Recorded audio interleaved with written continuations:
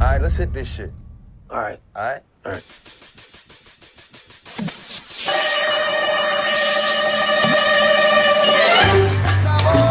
Once again, each and every one, it's that time of the week and the time of the evening for another edition of the Sunday Evening Vibe Show.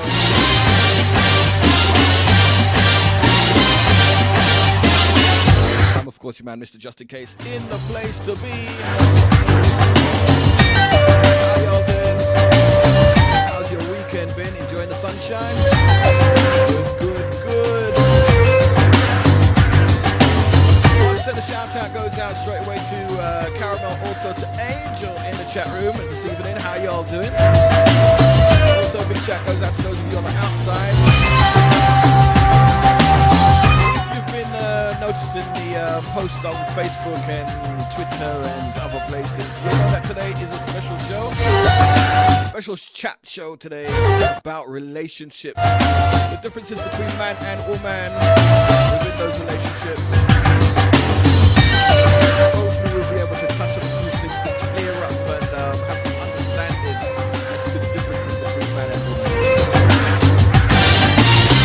This is your computer speaking. Keep me locked into Helix Radio. I like it here.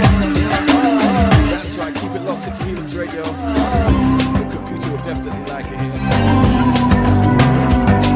And as per usual for a Sunday, there's no webcam today. It's not about me today. Sundays is not about me. It's about music. It's about the show. It's about you guys. Something like that. helixradio.com. Keep it locked.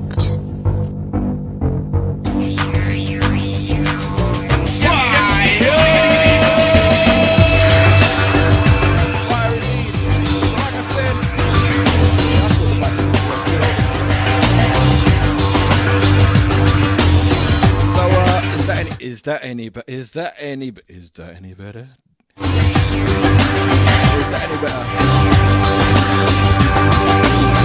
Like I said, so it's a chat show today predominantly.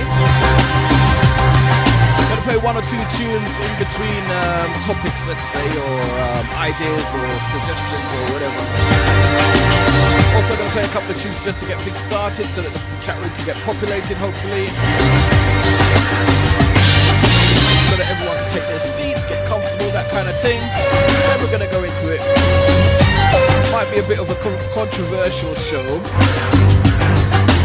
It's alright, you don't have to divulge any of your deepest secrets or anything like this. But, you know, generally we'll talk about the differences, like I said, between man and woman in relationships. So hopefully looking forward to your participation. Hopefully we're going to have ourselves a good show, some good interaction and stuff, exchanging of ideas and of views as well. And hopefully at the end of it we'll see that man is more right than woman.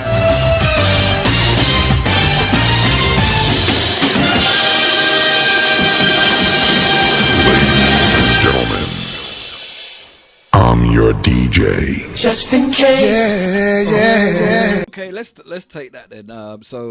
Angel's saying, and I'm sure the other women would side with her on this, that men are stupid. That's fine. But if men are stupid and men are wiser than women, what does that make women? No, I'm kidding. But a man is going to try and always be the protector in any relationship that he's in. He's always going to try and be the protector. He might be showing you something that you have no idea about. No idea. You've got no concept. And particularly, I think a major sort of like hang up within relationships is when a man when he wants to be like possessive or protective, as I call it. He wants to be protective. He wants to be protective towards the woman because he's trying to shield her from other men that may not be on his wavelength or may not mean you any good or much good, sort of thing. They might be out for just one thing. Angel says that she thinks that we're just wired differently. Yeah, maybe. I don't need... Ori says she doesn't need protected. But why wouldn't you want to be shielded? Okay, not protected as such, as so fully on, but shielded from certain things. A man's going to deflect certain things away from you, sort of thing. So if he sees or he hears that you're some guys approaching you, maybe. Some guys approaching you. Maybe a guy's gonna try and show you a different angle than what the guy is actually saying and to what you think. So, for example, a guy's just, oh, hi, lovely lady, how you doing? Are you looking nice on this summer's day? Rat-tat-tat, rat-tat-tat. Now, these are not lyrics that I use. I'm just giving you an example, never to be used in any other real situations. But a man's going to approach you in this manner. So, okay, that's all fine and dandy. You might you might go on fool for 2 seconds or whatever. So then before you know it, you and him is talking for, I don't know, about 2-3 hours or whatever at this bus stop. You miss your bus. You forget to pick up your picnic at school. Your picnic's there waiting in the cold or whatever. Because it's now got darker and it's more chilly. But you and the man's having this rapport, and now you're thinking, oh, it's a nice, charming gentleman. Yeah, he asked me for my phone number. I will give him my phone number. So you give him your phone number thinking that, oh, yeah, he's nice and cute and rare-tear. But in his mind, he's got other intentions towards you. And they might not be strictly honourable sort of thing. So a next man, you explain this situation to a male friend, say, or maybe even someone that's interested in you differently. He might want to shield you from this. So you're just taking it on face value that a man's chatting you up because you're a nice girl. Yeah, all right, you're a nice girl, you're a nice woman, whatever. That doesn't mean that you're going to get the best out of people. You're going to attract the best people. And I think this might be even a common, not a common thing, but it might be a historical thing where you might well be a nice person visually and even intellectually and whatever. And this is what he sees, and this is what he wants to step towards, and this is what he wants to get involved with. But that don't mean that he's a nice person. That don't mean that he's going to do you any good. You know, so another person, another man that might be seeing another man's got like Angel said, we're wired differently. So another man's cogs is turning, and he's thinking to himself, you know what? I can see where that brother's headed at.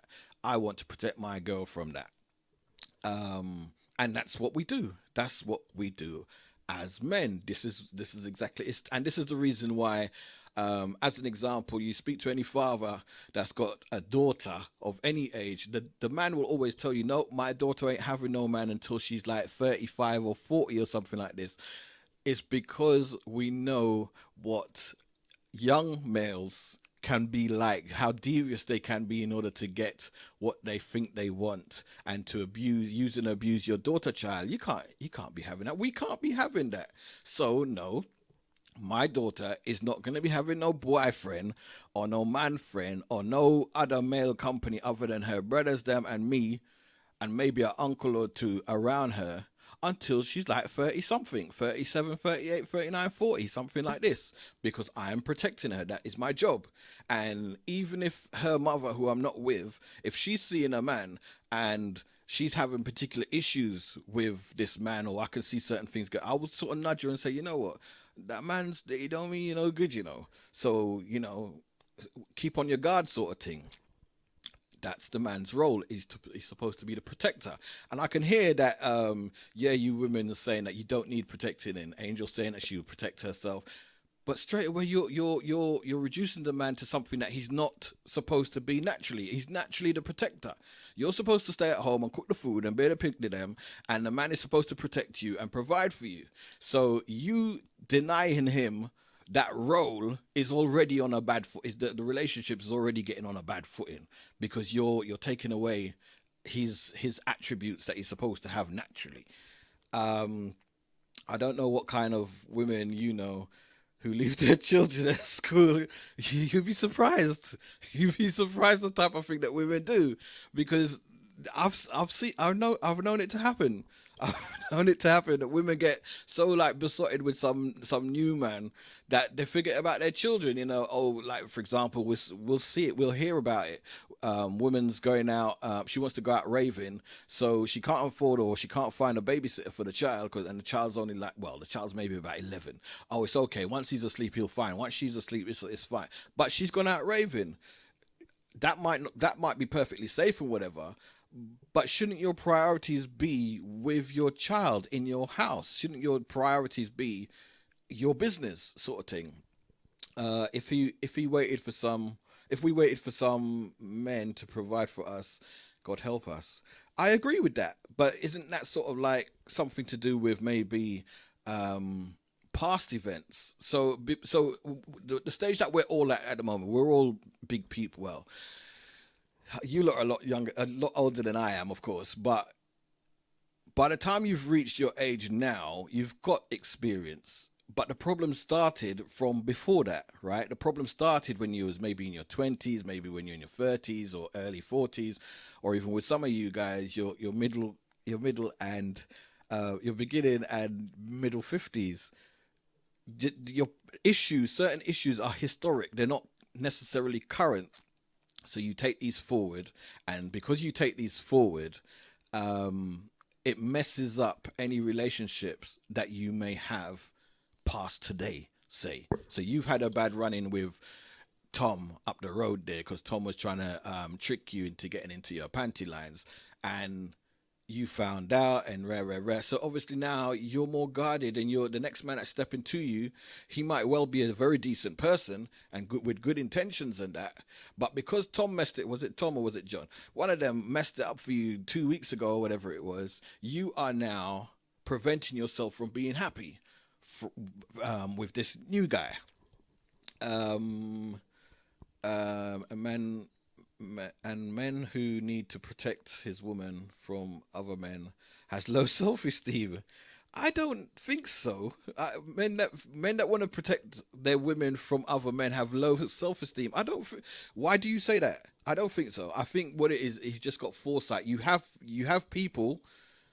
I think I know what you're saying is that you have men that don't want you, for example, might not want you to go out and rave because he's afraid that you're going to go out there and you're going to get chatted up and a man's gonna have his way with you, and what that's fine. I understand that, but no, that's something different as far as I'm concerned. That's man being stupid. That's man being insecure, like you say, and having low self-esteem.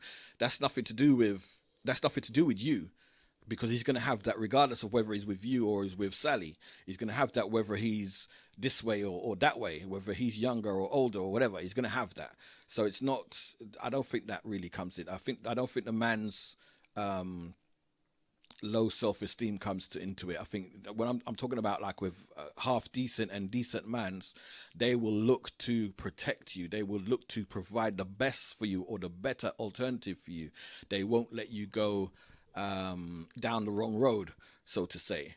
That's my view on it. I mean, I could see that Ori definitely and Angel as well disagree with me, so that's all good, but keep it coming.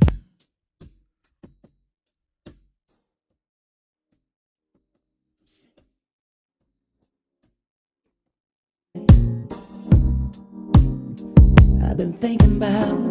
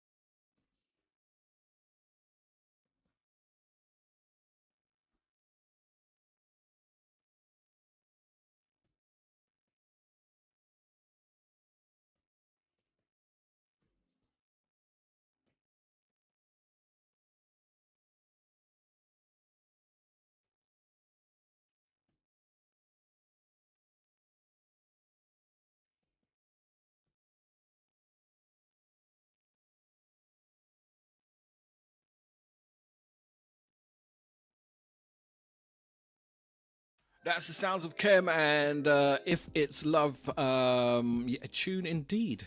And as the song says, if it is love, it will last forever. Why is it that some people, whether man or woman, they're not able to wait for things to happen, wait for the progression of the relationship? They're always on a quick thing. It's like, oh, give me your number, come, let's link, let's go, let's do this. Why is this? Why is there always this rush thing? And talking from my own experiences, I've had over the years, I've had situations where, because I'm a slow guy, all right, I'm not in a rush for nothing at all, whether it's to get rich or whether it's to die young or whatever. I'm not in a rush for anything. I could take my time and get to wherever I need to get to. I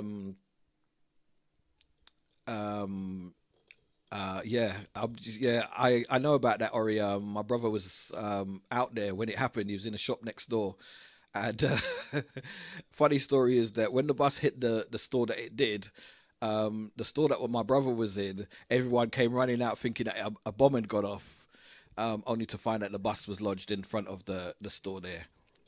But why is it that some people, they're in a rush to link up, they're in a rush to do a thing, they're in a rush, because the sooner you start something is the sooner it will finish, right? So I don't have a problem with waiting a month or two or whatever, or getting to know you. Getting to know you, as far as what I'm concerned, is what it's all about. So as an example, we could meet today and whatever. I am in no rush. I don't have to lay down with you before next week or next month or whatever. Take time in it. Take time, as far as I'm concerned. You ain't going nowhere. If you show me I ain't going nowhere. So it's all good. It's all good in the hood. What is it that women want from a relationship that differs from what a man wants from a relationship? Because I know I want someone who I can chat with, who I can chill with. I can, you can have certain conversations, you can have certain moments in time, maybe. You can share things. You come from work, you can talk to them about your day, and they will understand, or at very least they will listen to the bad day that you've had at work, or even the good day that you've had at work, without you feeling that you're burdening them with your issues, let's call it issues, at work. But what is it, because you guys are women, 1, 2, 3, because you three are women, what is it that you want out of a relationship specifically? What is it that you want out of a relationship? Because like I said, all I want somebody I can chill with, spend some time, get to know, a piece of cuddle up sort of thing, a piece of duggo when time ready. That kind of thing. I'm actually waiting for someone else to call in as well, on this talk show. So for those of you on the outside, you can call in using Skype. Just add helixradio.com to your Skype, or you can go onto the webpage and click on the Call Me Now button, and that will ring straight through. Or you can call on 07518 439 478. And we're talking about the differences between man and woman in relationships. I can see that there is quite a few. Just don't be shy. We do have a shout box as well on the website, so if you don't want to come into the chat room as such, you can hit the shout box, which is on the left hand side of the web page. Ori says that everyone is different, but I suppose most people want companionship. Isn't companionship just for like? But bearing in mind what I just said, I was gonna say, isn't companionship just for like older people? It's something that I used to see on TV, in like soaps and stuff. People, they just want a companion. They just want someone to spend. Like I said, why just describe? Maybe I'm getting old or something. Oh boy, what is it that women want out of a relationship specifically? Okay, like you say, companionship. I suppose they also want someone to go with that. That's companionship. Go with them to places like the cinema or do something with or whatever. Caramel, you're keeping very quiet today. I'm sure you've got a lot to say. I'm sure you've got plenty to say on these topics. I know you're young, and that, but I'm sure you've got experiences. You will never ever get to know me. Why are you not taking time to get to know the man? I don't understand. I don't know why you not, or even the woman. Anyway, I do believe that we've got someone who's going to call in a second. So I'm just going to chat a little bit more until they do so. A young lady. I do understand. I do believe. So yeah, I was asking the question just before that last record. What is it that women want from a relationship? Not too sure where Caramel's gone and why she hasn't replied, but I'm hoping that Caramel will come along soon to reply. And hello? Hello? Hello? Hello? Hello? Hello. Hello? And who are you, young lady? I'm Caramel. You're Caramel. Oh, sweet Caramel. So I asked the question, and you didn't reply in the chat room. I asked the question, what is it that women want from relationships? Are you going to give me a reply? Yes. Come on then, let's hear it. Hi, Ori. I think what women want in a relationship, obviously I am speaking from, obviously, my perspective. I have two elder sisters, and we often meet up and we talk about things like this as well.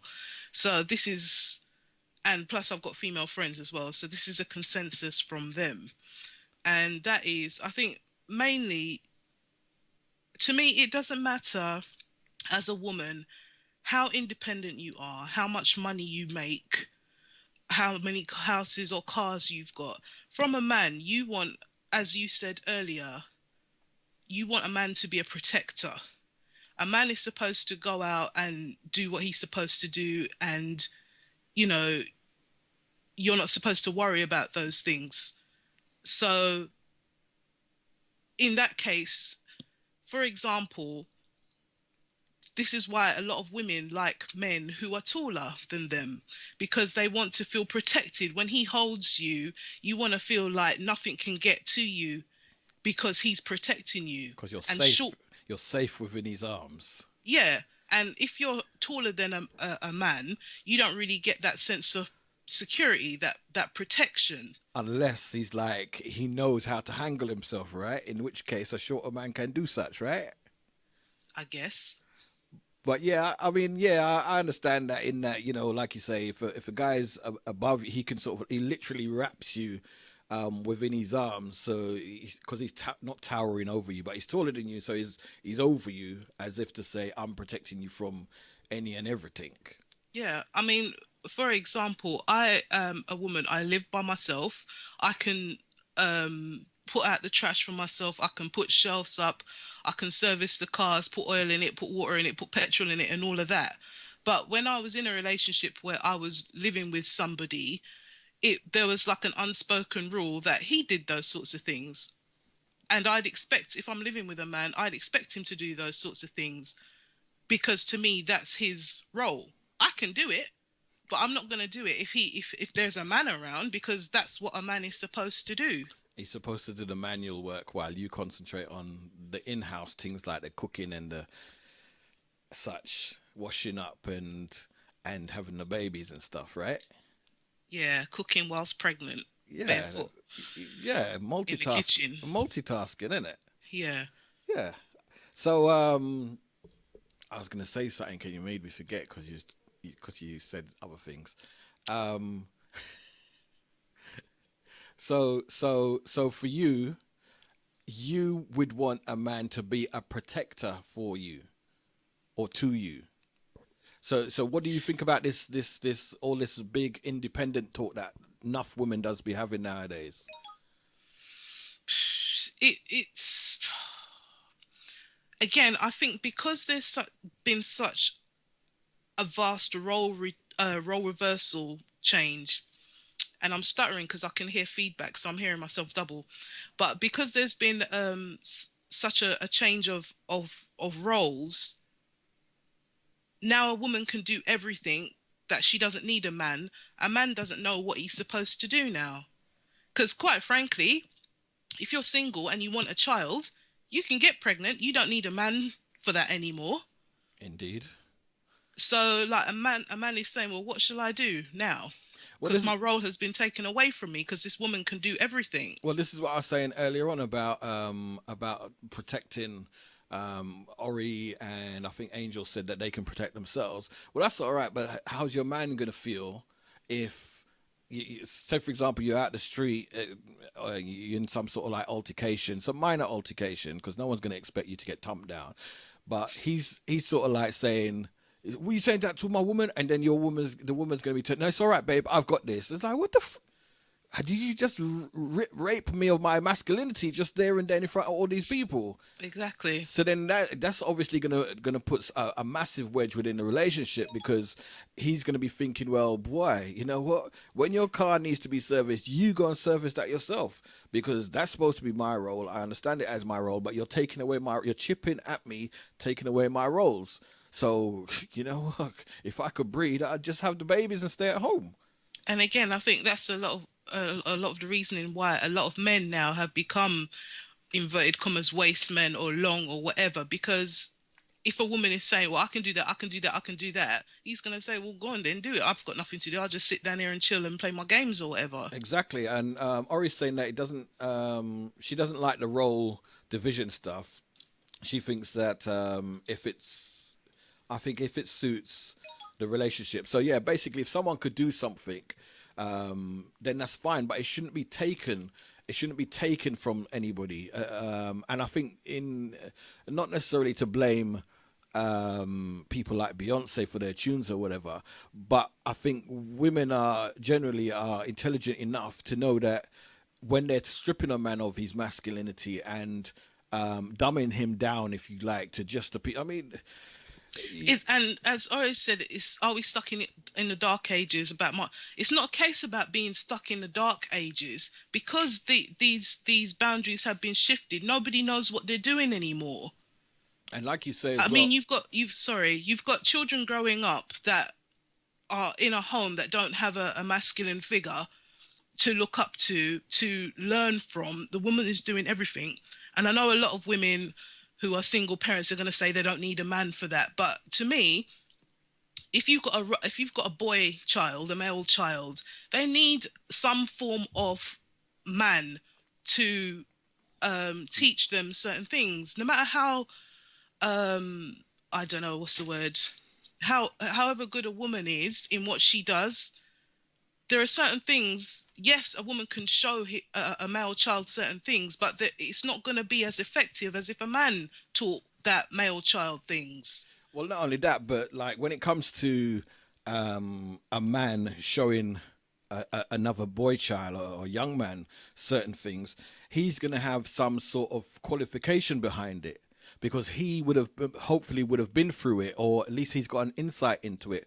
So as an example, a woman's gonna, because she's a single parent, because she doesn't have any positive male figures in her life, she may say, you know what, my son needs to know about the birds and the bees. I'm the only person that could teach him. That's fine. However, don't discount the fact that it would have been better coming from a male figure, because just like how men would turn around and trick women into situations, the boy child is going to need to hear from a man, look, I know you might have the urge to do this, son, or young bud or whatever, but don't do it because of this, you know. And we all know that women have their moods. It's not cliche. It's not a slagging off or nothing. It will happen. Women have their moods for whatever reasons, and as a boy child, the boy has to identify these things and learn to live with them, not run away. You have certain men in relationships that when their woman's having whatever mood swings or whatever, they tend to move out of the picture. That is not dealing with the situation at all. That's not, you know, she's supposed to be your woman. She's supposed to be your significant other or the mother of your children or your wife or whatever. You need to deal with it as much as she needs to deal with it. You don't have to, you know, be putting on dressings and stuff like that. But you need to understand that I don't think she necessarily wants to be on her own, no matter what she might say. You know, she actually wants to feel, she wants to get through it just as much as you want her to get through it as a man. Mm-hmm. And yeah, I agree with, it's not that we're living in the dark ages, as you said, Ori. It is that I think people are in relationships, people are lost for for want of a better word. People are lost as to what to do, what's best to do, and you don't have any, or you have little reinforcement coming from places like the media or artists, singers and stuff, to guide people, if you like, because it's a lot of influence coming from such, which are shaping the form of society now, and it's not necessarily a good thing at all. Yep.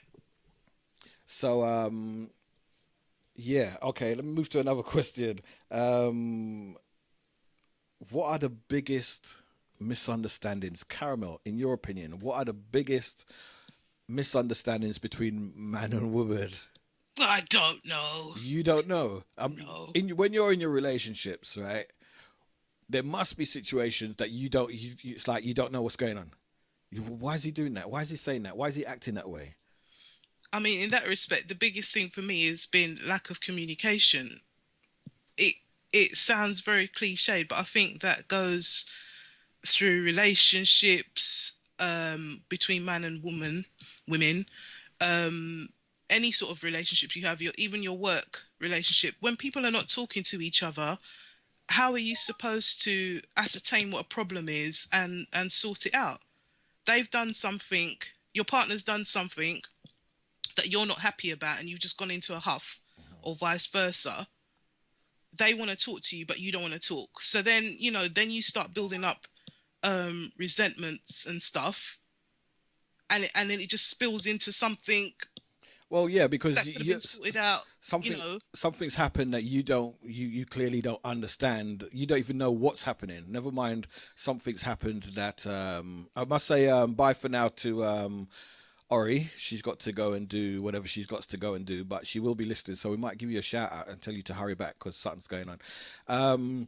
Yeah, when things happen in a relationship, you don't know what's happening, much less as to why. You don't.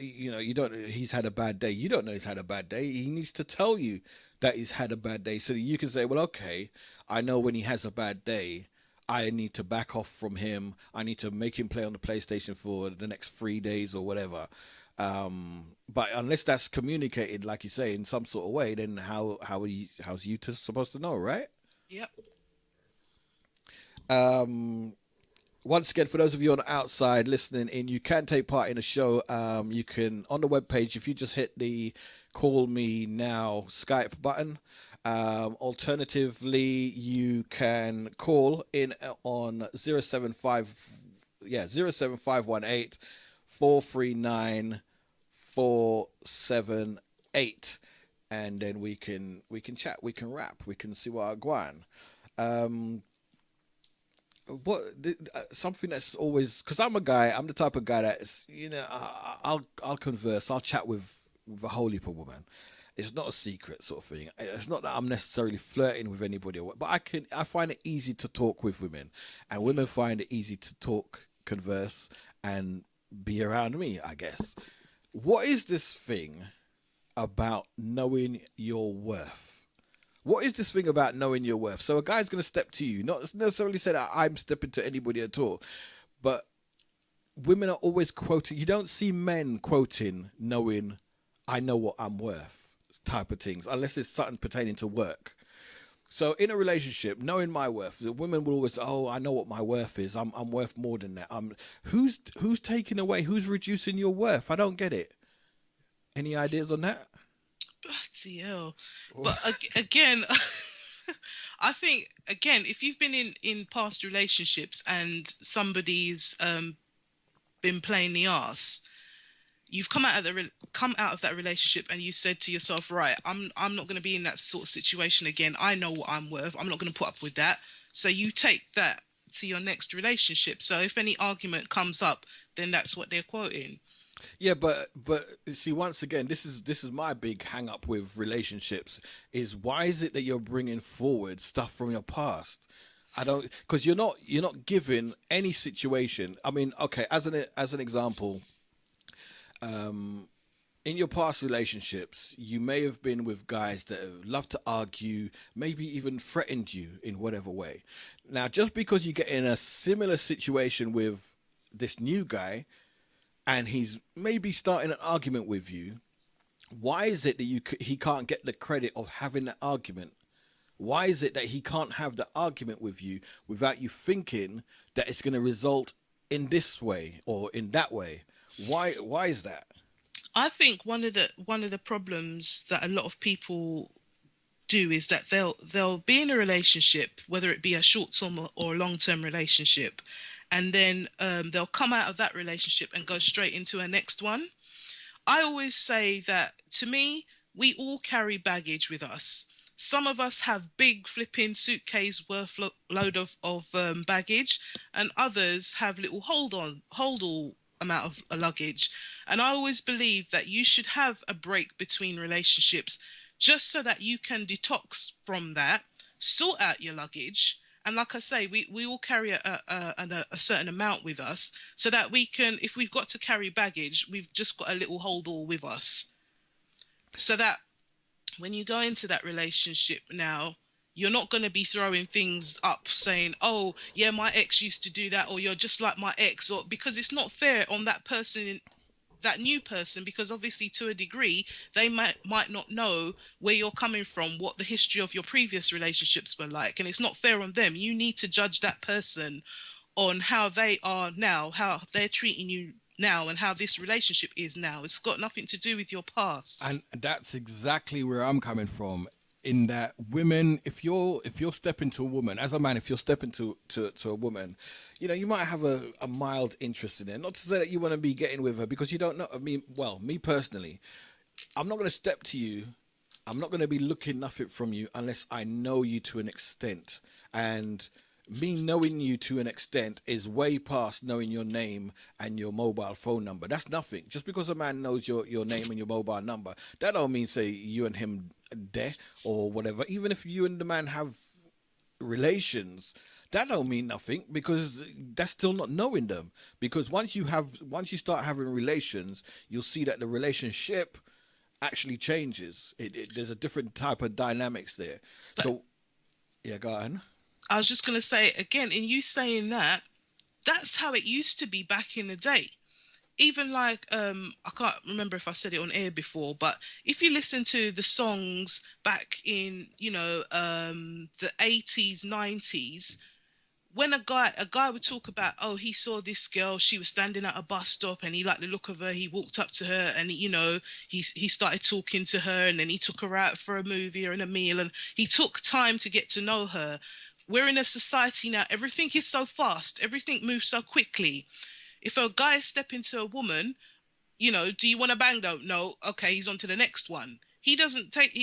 Nobody's taking the time to get to know anybody. I mean, if you look at apps like Tinder, not that I've been on it, from what I've heard, what is it? You just swipe to the left, and then you swipe to the right, and then you decide whether or not you want to sleep with somebody. Everything is so quick. But you see, also the women are quick to dismiss anybody that step into them and is not saying it in order A B C D to them. If they're not saying A, I don't know you, so why would I be saying A B C D?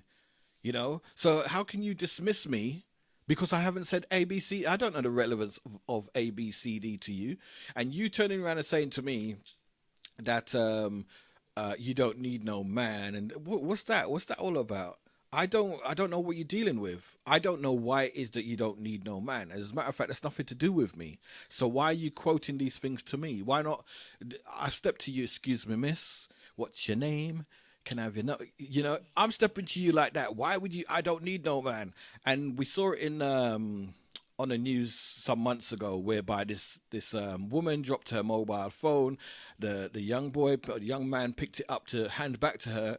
And I don't date black man. I don't date black man. What's that about? You don't know why he's stepping to you. You don't know why he's tapping you on. Excuse me, miss. Because as I say, you know how it is now. If usually for guys talking to you, he's not talking to you. He just wants to. Well, there's nothing even wrong with that. However, you haven't given him a chance to get to that stage. The woman hasn't given. She is clouded in her own misjudgments, her own bad judgments, her own Or the past. experiences that she's been receiving. Well, even that's nothing to do with me, as an example. So, if as an example, I've seen you standing up the bus stop, and if you have had 15 men approach you this month, this week, or even today, yeah, I'm nothing to do with them. So why would you talk to me the same manner that you've talked to them? I'm me. And as far as I'm seeing you, that's you. This is you. I don't know your history. I don't know what's good for you, what's bad for you, or whatever. As a matter of fact, I want to take time to find out what is good for you, what is bad for you. You know, I want to know. Yeah, but you have to do it quickly.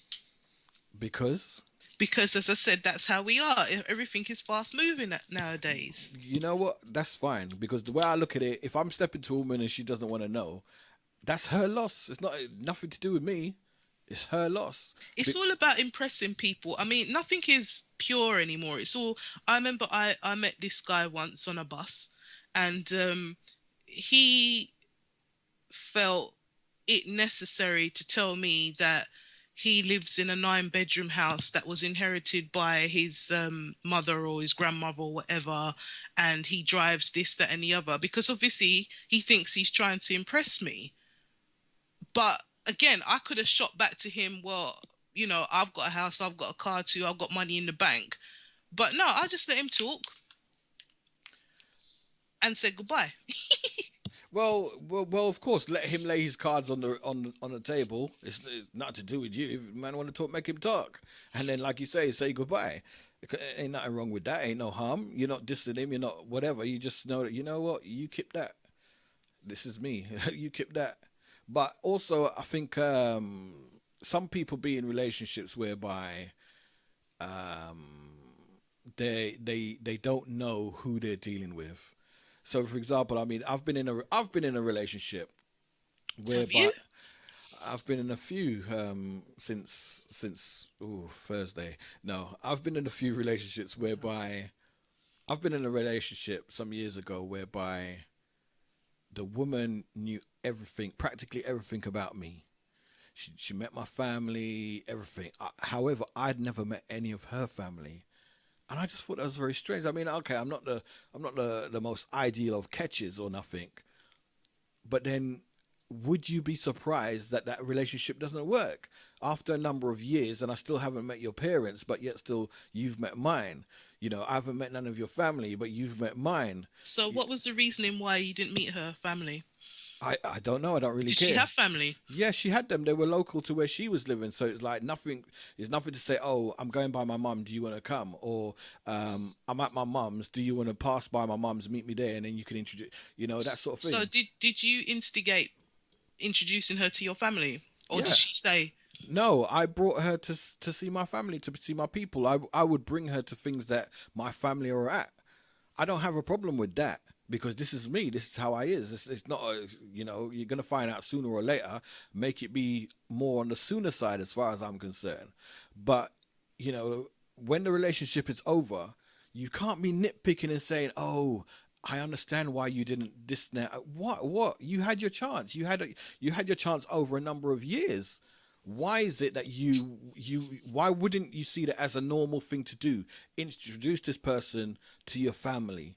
It's not to say you're getting married, but if somebody kills you, yeah, you need to know, or someone kidnaps you, you need to know that your people know who this guy is, where he's from, and whatever. It doesn't make any sense to me. And this is a woman's behavior. Men do that as well. But similarly, I don't understand why women would be in a relationship with a guy for I'm not talking about it like no 6 months or even a year. That's sort of like, you know, you're weighing things up or whatever. But why would you be in a relationship with someone for a number of years and not know anything about the guy? Could be that she wasn't interested. Yeah, but then it becomes a problem after those couple of years, right? But then if you've allowed it for 2, 3, 4 years, 5 years, oh, why is it I've never met your family? You know, of course the man's going to get defensive. Well, how come now you want to know my family after 5 years? What's going on now? What's changed now? Who you been talking to now? But I just don't understand. Like I say, if someone is giving you something, you know, if someone is giving you something, why can't you reciprocate? Because at the end of the day, it should be a balanced affair. It shouldn't just be one side. It shouldn't be. It's like with spending money, going out on a date, sort of thing. Yeah, okay, you can pay for the date, but I can pay for it too, sort of thing. So it should be balanced. It shouldn't be any one, because the first thing that's going to happen when the relationship breaks down is that, or when you're having problems and your friends get involved and they're talking, what? You're spending all this money on him. What's he done for you? And of course, Janet come out with the song, "What have you done for me lately?" Because she was paying all the stuff. She was buying this and whatever. Mm-hmm. But that's down to she, because she let it go that way. It's fine. It's fine you having your money, but you know, and it's not to say that the man don't have money and he don't want to. But if you're picking up the tab all the time, not giving him a chance, then what's he to do? He don't have no say. But yeah, another. I'm gonna play a tune because I understand you're a bit parched there, right? Well, you can hear it in my voice. I can hear it in your voice. I can hear your lips sticking together. I know. Maybe you need to shift around on the seat or something. But yeah, I'm gonna play another tune, and if you're still on the line, we could go to another question that I have, because I've got these questions prepared. Okay. Okay.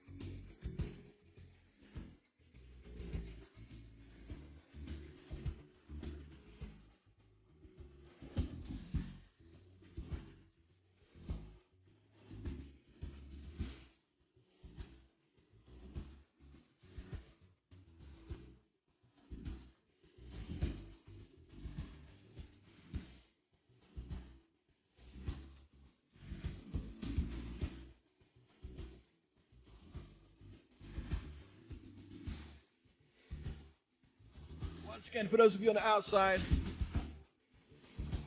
you can call in.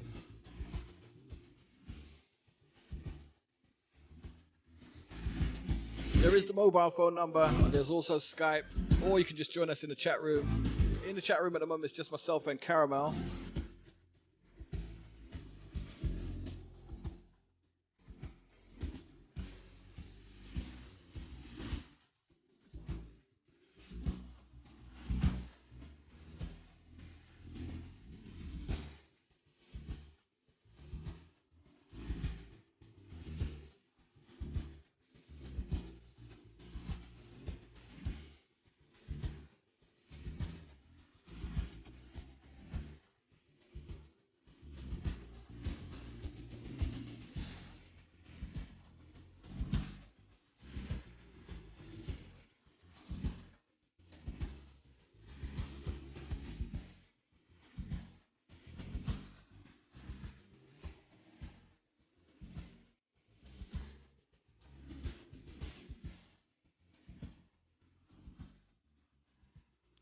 And we're back. Miss Caramel, are you still there? Yeah, I'm here. You are still there. Okay, so yeah, once again, for those of you on the outside, you can join us in the chat. You can join us in the chat room or on the shout box on the left-hand side of the webpage. Or indeed, you can join us on Skype. Skype ID is helixradio.com. Or if you hit their webpage and click on the Call Me button, then you can come straight through. So on the line at the moment still, I've got Caramel. Next question I want to ask for everyone. What is this big obsession with commitment?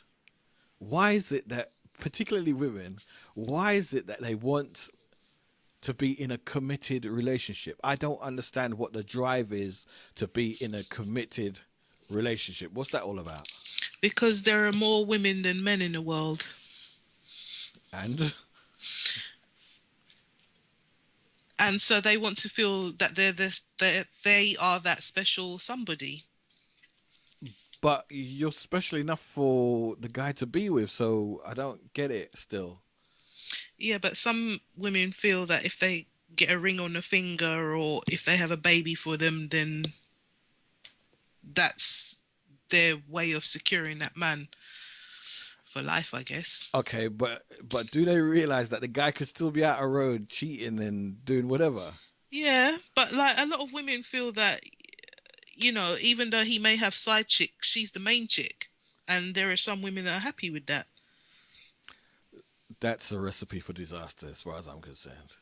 But I don't hear, of course there must be some guys that's like, they'll be well up on the commitment thing, but I don't understand. The way I see it, the way I'm going to put it today anyway, is that isn't it a form of entrapment? As in, you've trapped this man into this relationship. So let's take it that he's putting a ring on the finger as a sign of commitment. Isn't that some sort of entrapment? How is it entrapment? Well, if he is willingly putting that ring on her finger, how is that entrapment? No, it's not that he's willingly, because he didn't instigate it. She instigated it, and he felt obliged to do so. Well, that's his business then, isn't it? Yeah, but then if he's not strong enough to say he doesn't want to do it, then that's his business. It's not a matter of being strong enough. He knows that if he don't do it, he's not getting in that good thing that she's got. Right. Okay. Because she's the only woman on earth. Yeah. Not the only one, but she fits. Okay. Big shout goes out to Guava Jelly, just entered into the chat room. How you doing, my darling? Hello, Jelly. We're talking about relationships and the differences between man and woman in relationships. You can Skype in if you like, or you can call the mobile number. The mobile number to call in is 07518 439 478. And the question at the moment is, what's the big idea with this commitment? Or particularly coming from women, what is it about commitment that that women are so up on the commitment? Caramel says that it could be down to the fact that there's a shortage or a man shortage, but that's nothing. That don't mean that's not going to prevent the man from doing anything. And I'm saying that it come in like some sort of entrapment. But also, if you think of, if to say they're getting married, And if he plays the arse, whether that be cheating or whatever, something she don't like, she's entitled to half of everything, depending on what country you're in, obviously. That's fine because the man can just say he don't got nothing, innit? So then that's that obligation out of the way. No. If to say he's been open throughout the relationship and he's a man of means, so to speak, and he's got businesses, houses or whatever, she's privy to that information. So if it goes through the divorce courts, he can't deny and say he hasn't got anything. So maybe she was after a meal ticket from the start then. Maybe. So see, and this is the thing that man has to be wary about in relationships. We have to be wary that, whatever it is that I got, she wants. And that might cause him to actually not do what she wants him to do. Okay. So I'm just saying that it's a form of control, is what I'm saying. That the woman's trying to control him and the type of things that he does. Why she would ask for commitment, some form of commitment. You say control, like he hasn't got any sense in his head to, No, but it's not a matter of him whether he or not he does it. What I'm saying is the act of actually asking or trying to force upon somebody this commitment. So what happens when a guy asks a woman to marry him? He's looking to control her. He's looking to pin her down so that she can't go out a road willy-nilly. She can't say she's going, where you going, Raven? You're my wife. You're my girl. You're supposed to stay in the yard. I want you in the yard. You're supposed to be minding me and my business. Come fix my business. That's the control. That's what I'm saying. That's why I put the ring on your finger so that you can't be doing these things. You're my woman. Yeah, go ahead. Go on. So where you going and you ain't got on your ring? Put your ring on. Why is your ring not on? Isn't it? It's a psychological, at the very least, psychological control, enslavement, entrapment business, isn't it? So you wouldn't get married because your wife would tell you to get rid of your harem? I will get married as long as there's somebody to marry me and as long as she's worthy of being married to me. You thought that was just going to be a good thing, right? No, if a woman's worthy of being my queen, of being my wife, then fine, I don't mind, and I don't have a harem anymore. I'm 52, I can't afford to be minding this harem business no more. Mm-hmm. That's back in the day, man. What, last Thursday? The Thursday before. But anyway, no, I truly think that. Once it's a nail in the coffin for these women that be banging on about things like, oh, I'm worth more, I'm looking for committed relationship. It takes time to get these things. It takes time for a man to know what you're worth, indeed, because anybody can say, yeah, I'm worth more than that. Worth more which part? I don't see how you're worth more.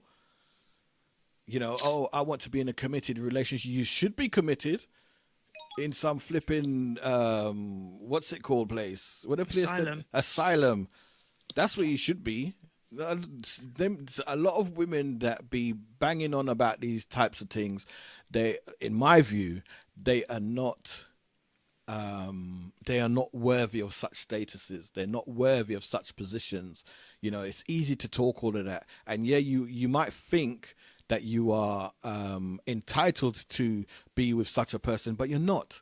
You're not actually entitled to be with a man that has a big car, a big house, and a big fat bank account. You're not. You're just looking at a bring up. Yeah, I was going to ask that, Guava. What constitutes being worthy in your eyes to marry you? What constitutes if you can't get on with somebody? If you and the person cannot see eye to eye on a regular basis, I ain't saying that you must have your differences. You mustn't have your differences.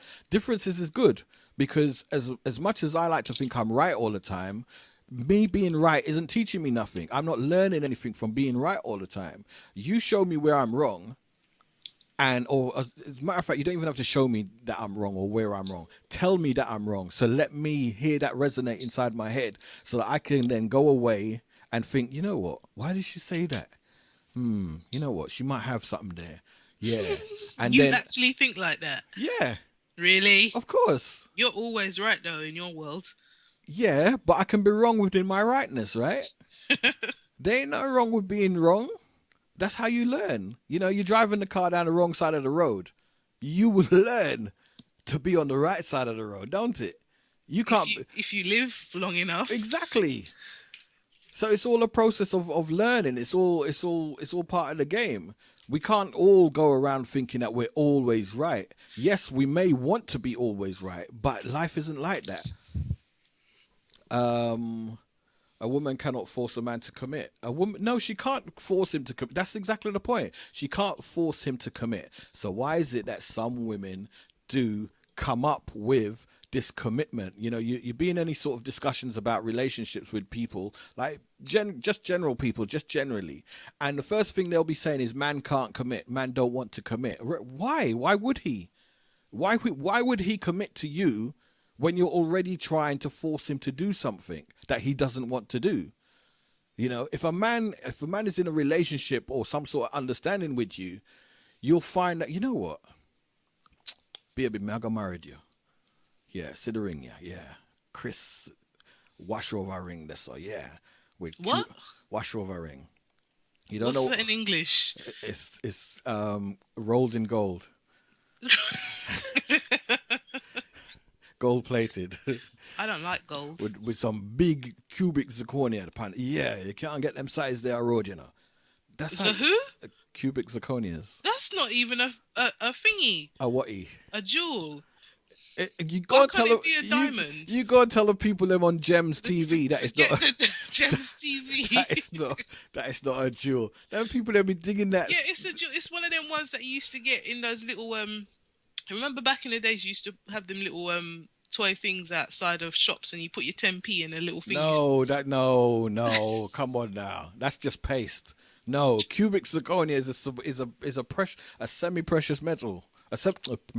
Semi-precious stone. You been on that channel much? I've been looking at it all day. The remote weren't working in it. I couldn't get off of it. Jeez. But no, I believe, like I say, spend time to get to know somebody, not just do like going out dating type of thing. That's anybody can do that, you know. And another thing is, some people, like I said before, you know, I talk, you know, on online, on Facebook or but you've got a woman, haven't you? Yeah, and so why would me and you can't go on a date just because I'm a woman? That goes to show me that you are the wrong type of woman for me to be even looking at, because you can't open your mind to say, why? You think that because I've got a woman, I'm going to want to be getting into your panties. No, why is that? I said, let's go to the park one day. Let's go to the park. Let's go and trouble the ducks in the park or something. Not trouble. That sounds wrong, you know. Not trouble, not that kind of trouble, but you know what I mean. Yeah. Why can't we just go and do that and it's cool? No, you got to be thinking, because then that goes back to that age-old question about men and women being friends. I could be friends with woman. I can be friends with man. No, you can't. Not if you not if you got a man. You see what are you talking about? What? No, but okay, yeah. But what I'm saying. So you got a woman. Yeah. You've got a woman that you're in a relationship with, but you can go and hang out with another woman that isn't your woman, and that's okay. But your woman can't do the same with a man. No, if my woman knows herself and she knows her position within the relationship that we're in, of course she can. I'm not going to stop her. As a matter of fact, I might encourage it because I have that much faith in her. I don't see nothing wrong with it as such. However, when she starts, like we were saying, the first thing about being the protector, when she starts saying to me, oh yeah, guess what Rory was saying earlier on? He was saying, my dress looks nice and fitted, and I'm like, well, why I look by your dress for? Why I supposed to be looking at your face? Where I look by your dress for? Why am I look by your how am I fit no say your breast in my D cup? You know, that's showing that a man's passing his station. Man's supposed to stay in his lane. You get me? So yeah. And like I've said on various things before, that how someone could have something in their mind. It doesn't have to be verbalized. It doesn't have to come out of their mouth. So you might see a woman and she might be looking nice. You got eyes to see. She dressed up looking nice. She woke up like that, so to speak. So, but you don't have to go and tell her. You don't have to, yeah, baby, you look nice, the way how your breast them look supple and your bottom look right. Why do you have to say this to a woman? She knows this. They're hers. Because he would say that he's paying her a compliment. That ain't no compliment. You're just reeling off facts. As far as I'm concerned, it's yeah, and what? Yeah, okay. If I'm a woman, right, and a man saying this, I'll be like, yeah, okay, and what? What, blood? What? Come, let's go. What?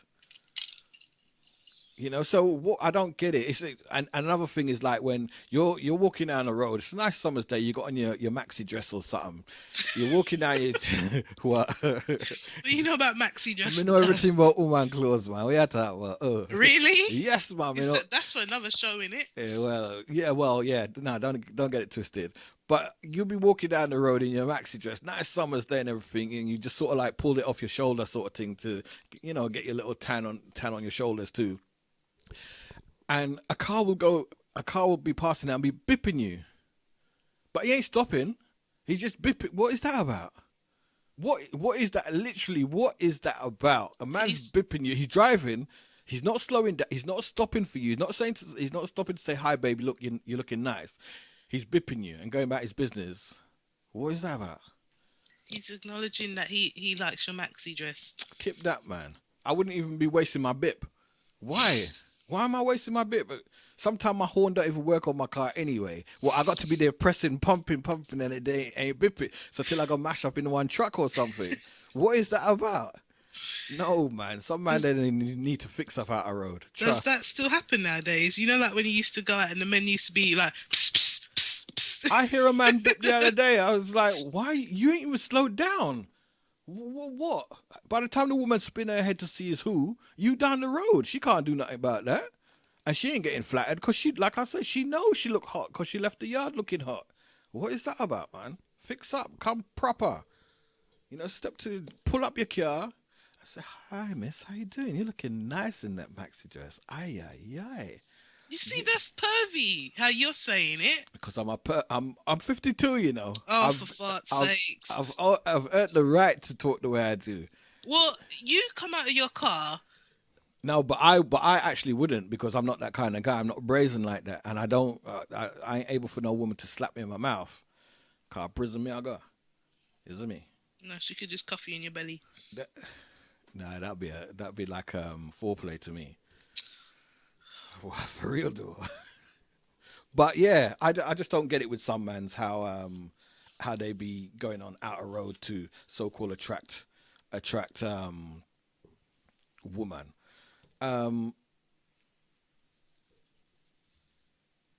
Yeah, sorry, I'm just trying to read something.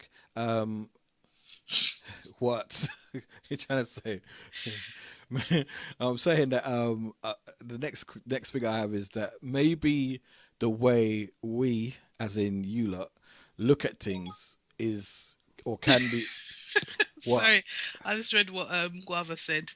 But it's not flattering if they keep beeping and they in a banger, innit? They're in or as the tune goes, hanging out the passenger side of their best friend's ride. Well, the banger is the worst of a thing, innit? Yeah, some old little broke down something. What are you looking for? Someone to help push it when it run out of petrol or something? No, keep that. Or the men that come up to you, as you say, in your nice maxi dress and they're in some little track bottom or something.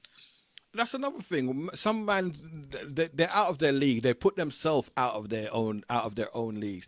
You see a woman, she's looking nice and everything. All you should do is realize that, you know what? I missed out today because I wasn't dressed appropriately. So the next time I come out a road, I need to make sure that I dress appropriately. You can't be stepping to a woman and, I'm not usually dressed like this, Normally I'm out here in my Gabici or my Liverace or whatever the designer names is out there. I'm a baller really, but I just come out to put on my lottery tickets. I'm not my shoes ain't normally talking back to me. This is just some old crap that I was doing some guard. No, you see the woman looking Chris out the road, leave the woman, man. What happened? Yeah, it's the same thing like when you go to a club, isn't it? And like, I think women, yeah, I'm generalizing. I think a lot of women spend, a fair amount of time getting ready. Once you decide with your peeps that you're going out, okay, you got to think, oh, I've got to get my hair done. What am I going to wear? Got to get the shoes, got to get the accessories. All of this thing we think about when we're going out. And you get dressed up, you're smelling good, you look good. And then you get to the club and these guys are just there in their flipping shell bottoms. Another And thing. then when they come up to you, and some women are like, bi, oh, you think you're too good for me? You think you did? Why is it when a guy approaches a woman, some guys, if they don't get the response that they want or looking for, then they've got to first the minute they were baby, darling, sweetheart, and now you're a bitch, you're a hoe, you're this. Just because you're not responding to them the way they want you to respond, and you should feel grateful that they've paid you some attention. I think what it is that some people with their approach, with that type of approach, it's an approach from adolescent days or early 20s days, and they haven't dropped it. That's what it is. Because I remember doing exactly that when a woman, but it was to me it was a laugh. Saw these bunch of women walking down the road, going back their business, and we're in the car, psst, baby, rare, rare, rare, rare, and they didn't pay us no mind, so we started hurling abuse at them, and we had to take it back like kind of quickly when we saw them at the same club right in front of us in the same queue, but. Like I say, it's from them days. I don't want to put myself in that position again. I don't know where I'm going to... If I see you... And plus with me, I've got a bad memory anyway. So I might meet you today. I might even be flirting with you today. I'll see you tomorrow or next week or whatever. And I don't even know it's you. But yet you're looking at me as if to say hello there. I don't know you. What are you looking at me like that for? That's the old timers kicking in, isn't it? Yeah, but... Yeah, I guess. But... Yeah, no, man need to fix up when he's out of road. Come with some new style, not even new lyrics, just some new style. Just temper yourself or something, man. Just be nice and pleasant and respectful. That's all most people want. But I think in general, yeah, that's you just be like that. Don't be like that in order to get woman. Be like that for real, so that people will know of your. Because you might meet someone. And you don't realize that they've seen you flexing before. Mm-hmm. Yeah, the last time I saw that brother there, he was in the club there and he was cussing this girl because of this or whatever. So you know what? I know to stay clear of him. You don't know who people know and don't know where people see you and all these types of things. Yep. So Guava Jelly, how's your day? How's your weekend been? I know I'm waiting for you to answer. I know you can't answer that quick, especially because you can't type so quick. No, you can't type so quick. So you have to put her on blast like that? Oh, sorry, did I? No, sorry. I take that back. Just ignore everybody that heard that. Just ignore that. Yeah. Another thing that I'm hell bent on is that some women, a lot of women, and maybe women who have exhibiting issues with regards to mans, is that they don't know what a good man looks like. As in, a person stepping to you in a very decent way, but you're looking for, you might be looking for certain trappings like designer outfit, like hair all slicked off, well groomed and all this type of, that's the type of man you're looking for. But a decent man steps to you in a very nice way, nice and decent way, and you will dismiss him. Similar to the thing whereby the guy tapped the woman on the shoulder, excuse me, miss, you drop your foot. I don't date black guys. You don't know how a person's coming to you. Similar as well to the program, what's it? The Bosses Undercover.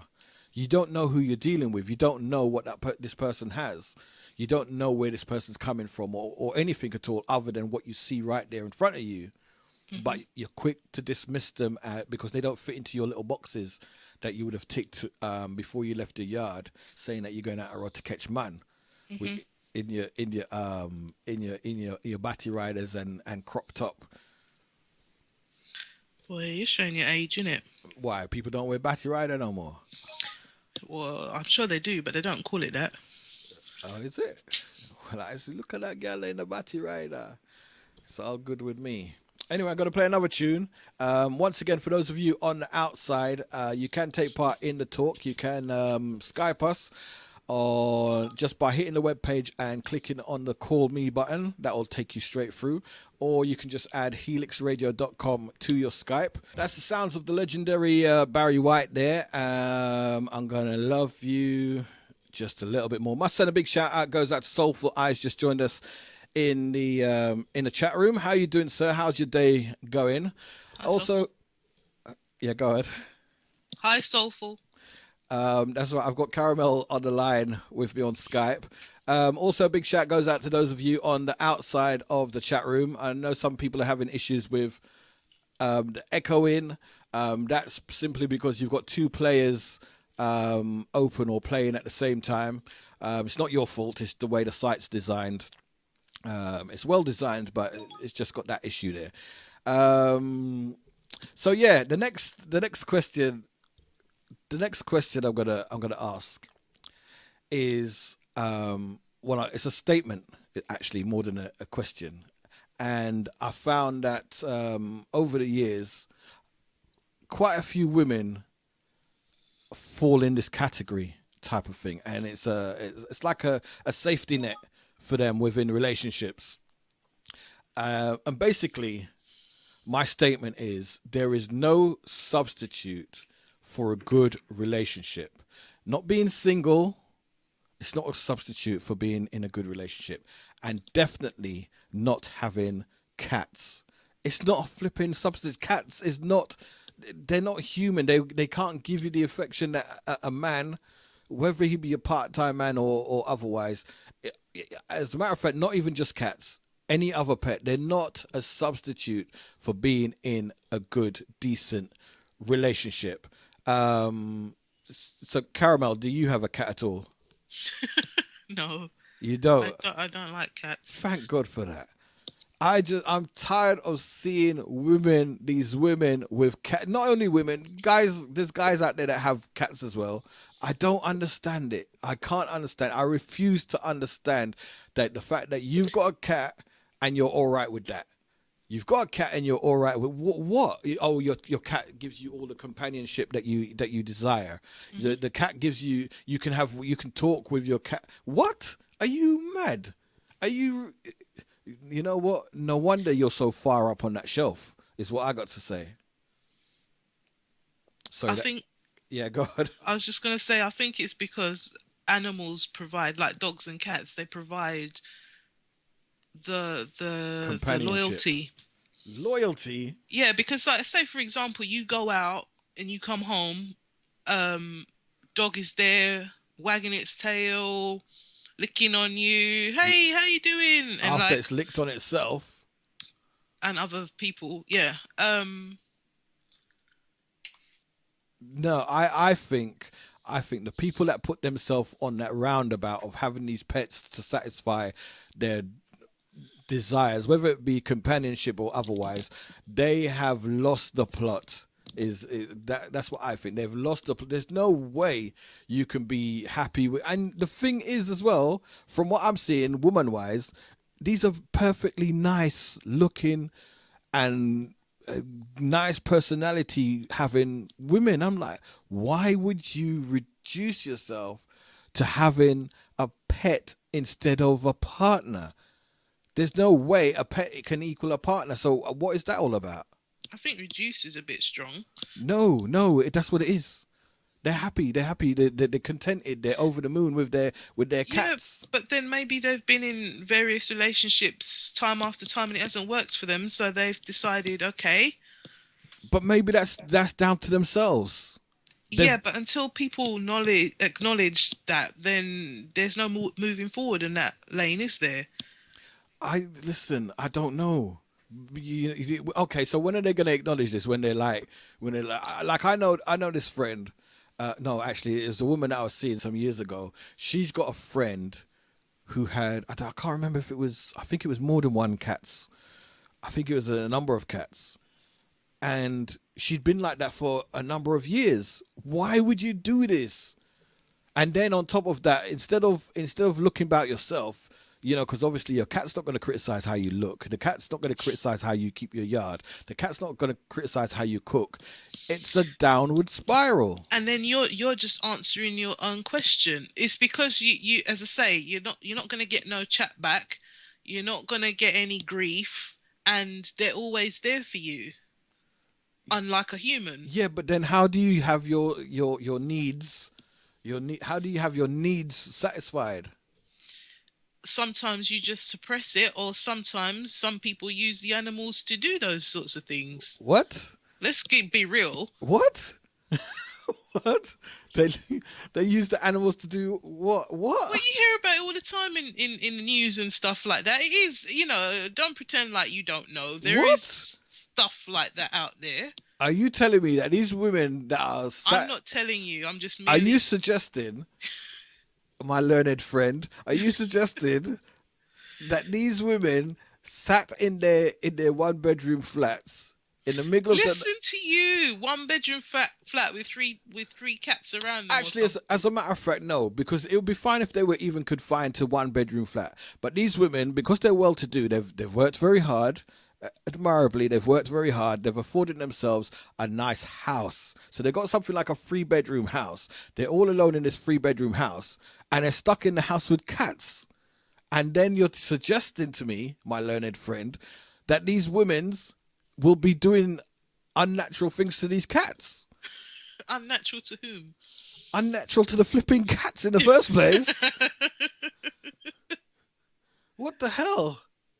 I'm in a little bit of a shock. I thought I was open-minded, but that just closed it right up. Oh, come on. What? No, I can understand if it's a dog, because a dog's a bigger somebody. What are you talking about now? I don't know. You confused me. You thrown me. Soulful Eyes, can you help me out on... Soulful Have you heard such a thing? Have you heard of such a thing? I mean, actually, as a matter of fact, I agree with you on a particular. I remember back in the day, when I was at school, when I was in secondary school, the early part of being in the secondary school, like I'm talking about, I don't know, I must have been about 13 or so. I went to one of my friend's house, my classmate's house, and he was there. He had a dog, this little piece of a dog, and for some flipping reason, he decided to almost, he was sitting on the stairs rather, in the house, and he had the dog, and it cocked it up on the two back legs, exposing its middle section, and he was there. I'm like, what are you doing? What are you doing? I had it in my mind from that day that he did trouble animals, particularly that dog. And that was back from there. I was like, what are you seriously, blood? Wagwan. Cats as sex is used to cats as relationship substitute. You get okay, but I don't see why so many women, like I said, so many nice looking women, why they would be so into their cats, and even then, literally, sometime. What's that all about, man? They've got, I was gonna say something else, but I shan't because it's a Sunday. Yeah. But no, I don't understand this phenomenon. I gotta call, because the way I see it, if I'm talking with, oh yeah, I've got a cat, my cat's name, I'm like, what? All right, bye, because I know that nothing ain't going on there. I know, say you're stuck with your cat, and sooner or later, what you're gonna be saying to me is that you're happy with your cat. You've got your cat for companionship. You've got your cat. Your cat provides everything you need. Yeah, all right, you know what? I ain't competing with no cat. Simple. Okay. But it's not okay though, is it? Really and truly. It's not, is it? No, is it? But I'm just thinking, why are you trying to compete with the cat? I'm not trying to compete with them. This is just something that You is... just said you're not competing with no cat. No, because this has been giving me nightmares that these women's does be having cats as their close companions overnight. You gets me? Okay. It's not okay. It is okay. Now I'm gonna have to go back to therapy because you brought that back up again. I didn't bring it up. You brought it up. Did I? Yeah. No, but you suggested that people does be doing these unruly, unnatural things. I didn't. With their animals. It's not good. I was just talking about a possible scenario. That scenario is ringing too true with me for some reason. Too true with you. Yeah, it's like no. Another question. Now, this is with. I mean, you might want to. Well, no, you seem quite grounded, so maybe you don't come under this category. Here is where women. I think we touched on it before. Why is it that women bring forward their frustrations from their past relationships into any possible new relationships? Like we said earlier on, they sort of see that as a man entering their life, you're only after this one things, which is not necessarily a bad thing. As I said earlier, I think it's because a lot of women don't, and men don't, have a break in between relationships that they can detox themselves.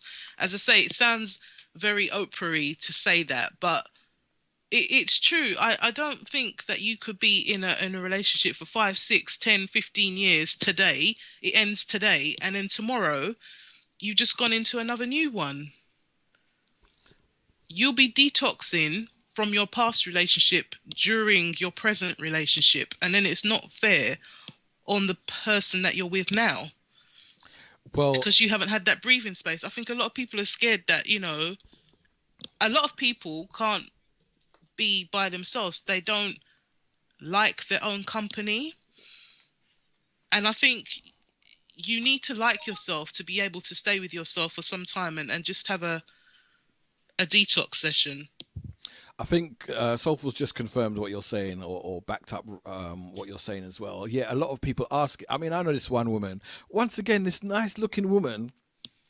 I don't know nothing about her personality as such, but this nice looking woman, and she is terrified from what I see in the stories that she told. She's terrified of being alone. Mm-hmm. She's terrified of and whatever it is that happened in your last relationship. I mean, okay, I don't even know, because her insecurity, or some people, not hers, some people's insecurities.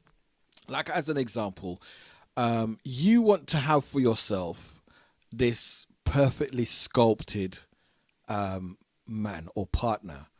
You want this for yourself. You have to understand that, you know what? These other women out there, they want that as well. So, but you can't handle the fact that your perfectly sculpted example of a man partner is attractive to all these other women. That's going to fuel your own insecurities. That's going to fuel the fact that, you know what, my man never phoned me last night because my man was out raving or whatever.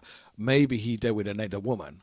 That's your business. That's not his business, because whether he's with another woman or not, there's nothing you could do about it. If he spent the night with another woman, what can you do about it other than leave? Which is what you don't want to do, because you're going to be on your own. So then what you've done, if you've actually put yourself in a situation whereby you're going to be abused on some level, or you're going to be alone. Mm-hmm. So you're actually making things worse. Why not just say, you know what? I don't need a man that is perfectly sculpted. As a matter of fact, I could do well with a guy that's like 16 stones, maybe 5'8" type of thing, nice brown skin, nice different color eyes type of thing. You know, he could be perfect. That can work, sort of thing. Why? And you don't have to worry about 10,000 at a woman wanting him, because only 5,000 want him, and you could work with the 5,000 rather than the 10,000. I think it's an interesting comment that you just made, Soulful. He said that I also think that women are better at getting past relationships more quickly than men. Now, a lot of women would say that's the case with men.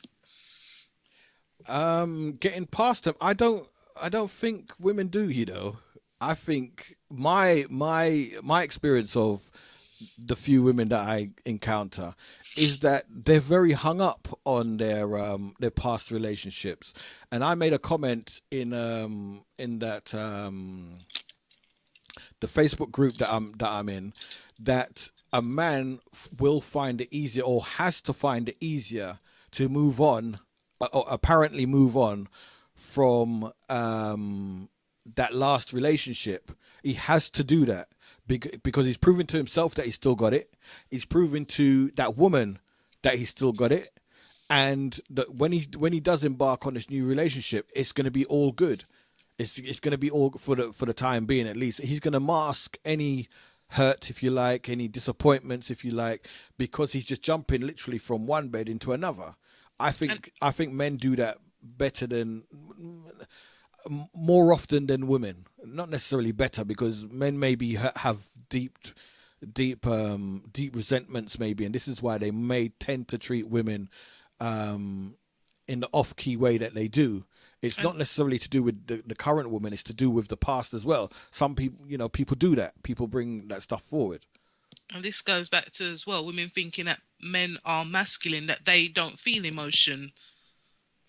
That's right. But yet still, you meet some guy, and he's not showing emotions too tough. But then all of a sudden during the relationship at some point, it's like, you don't tell me you love me. You don't show me that you love me. You don't do all these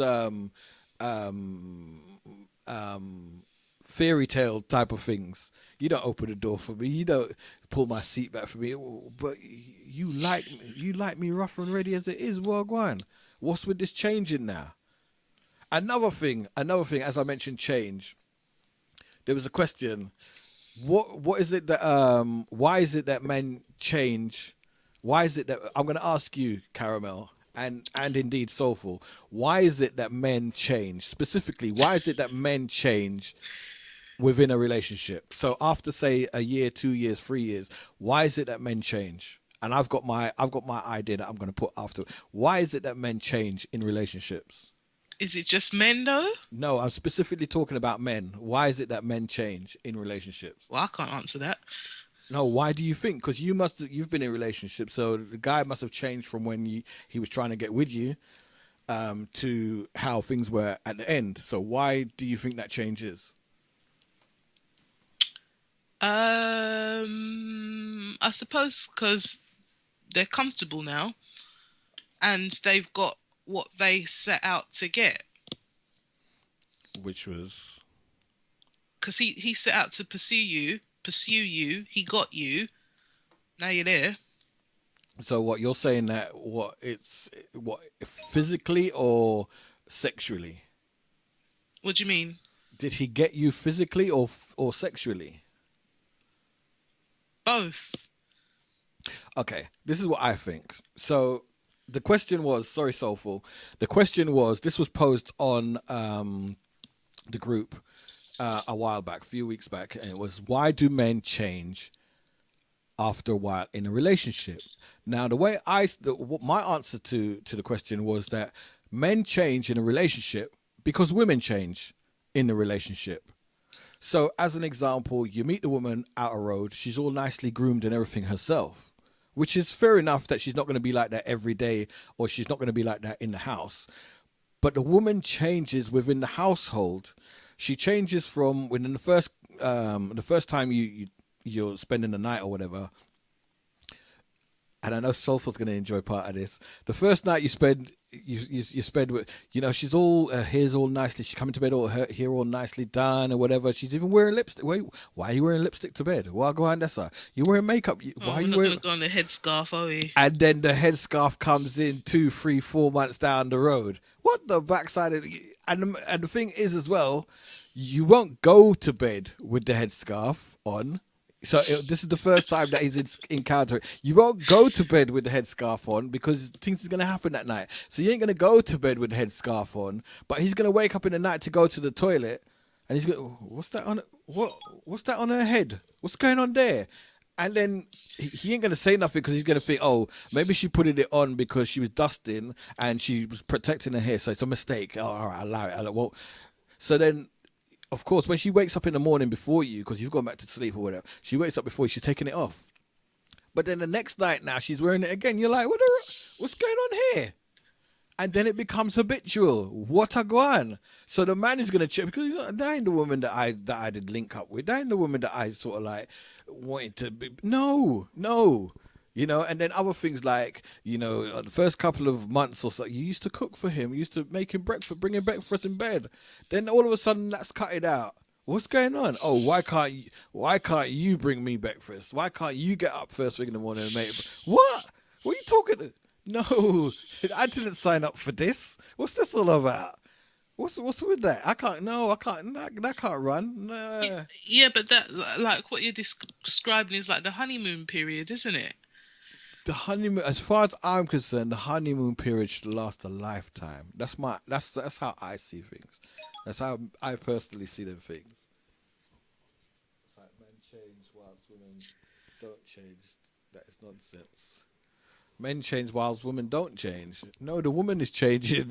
She's literally changing her hairstyle overnight. Yeah, but no, as Soulful was saying, how you said the question, it's like you're saying that only men change in relationships. Oh, that's what the question was. Yeah, that's what the question was. And I was saying the reason why men change is because women change. So the woman's gonna change first to instigate the man changing up, because, you know, like I said, What did you just say? The woman is gonna change first for the man to instigate changing. The woman's gonna to instigate his change. So the woman's gonna change. So the woman's going to start wearing headscarf and not cooking and not doing what she's supposed to. So hold on. So what you're saying is, if a woman continues in the same vein as when they met, a man wouldn't change. That's what you're saying. I think that's what I'm saying. Why? Come on, let me have it. Yeah, that's what I'm saying. Okay. But that's what I think. If things, and it's not to say that it's not to say that you. But nothing stays the same. No, I was going to say, it's not to say that anything has to stay the same. But if you're changing at different rates at different times, then it's like we're now out of sync, because we were on the same page when I was talking about, yeah, I can enhance your life and all these things. They were ringing true with you. They were like, yeah, so we're starting off synced, but then slowly we drift apart because we're unsynced, and you're now, okay, you want to go to bed at 2:00 in the morning, but I need to go to bed at like 10:00. We're out of sync. When we first started seeing each other, we were going to bed at the same time, because the same time meant, yeah, dugu or whatever. Now all of a sudden there's no dugu because we're going to bed at the same. I can't wake up. I'm nudging you. I'm nudging. Wake up. Be a bit. You're telling me about you're going to work in a minute and what? But then as a relationship grows, you need to adapt and change to it as needs be, isn't it? Yeah, but if people are moving at different rates, at different speeds, so then you need to stop. And you need to sync up. So rather than you just putting on your tie head, just hold on and say, babe, I'm gonna go to bed now, but is it all right? Because my hairdo, it costs like £300. Is it all right if I just protect it by putting on this little wrap thing? Yeah, all right, go ahead, baby. What? I don't. What is the thing about this head wrap thing? I ain't got another £300 to give to get your head done again for weekend. So yeah, it's all right, it's cool. So then you go and put it on, and everything's like cool and cushiony. You know what? Yeah, she's protecting my investment in her head, and everything's cool. So before a woman wraps her head, she needs to ask her man if it's okay to wrap her head. No, before a woman wraps her head, she needs approval from the man. She needs approval to wrap her head. Yes. To wrap her head. Yes. That's what I'm saying. That don't sound like a good idea. That's why there's a lot of single women with cats out there. Boy. Because the cat don't say about it minds if your head is wrapped or not. And another thing with this cat business, why is it that these women can't have their cats obey? Actually, not even women, people with these pets. What's with this cat coming up and jumping up on your bed like saying, own it? What's that all about?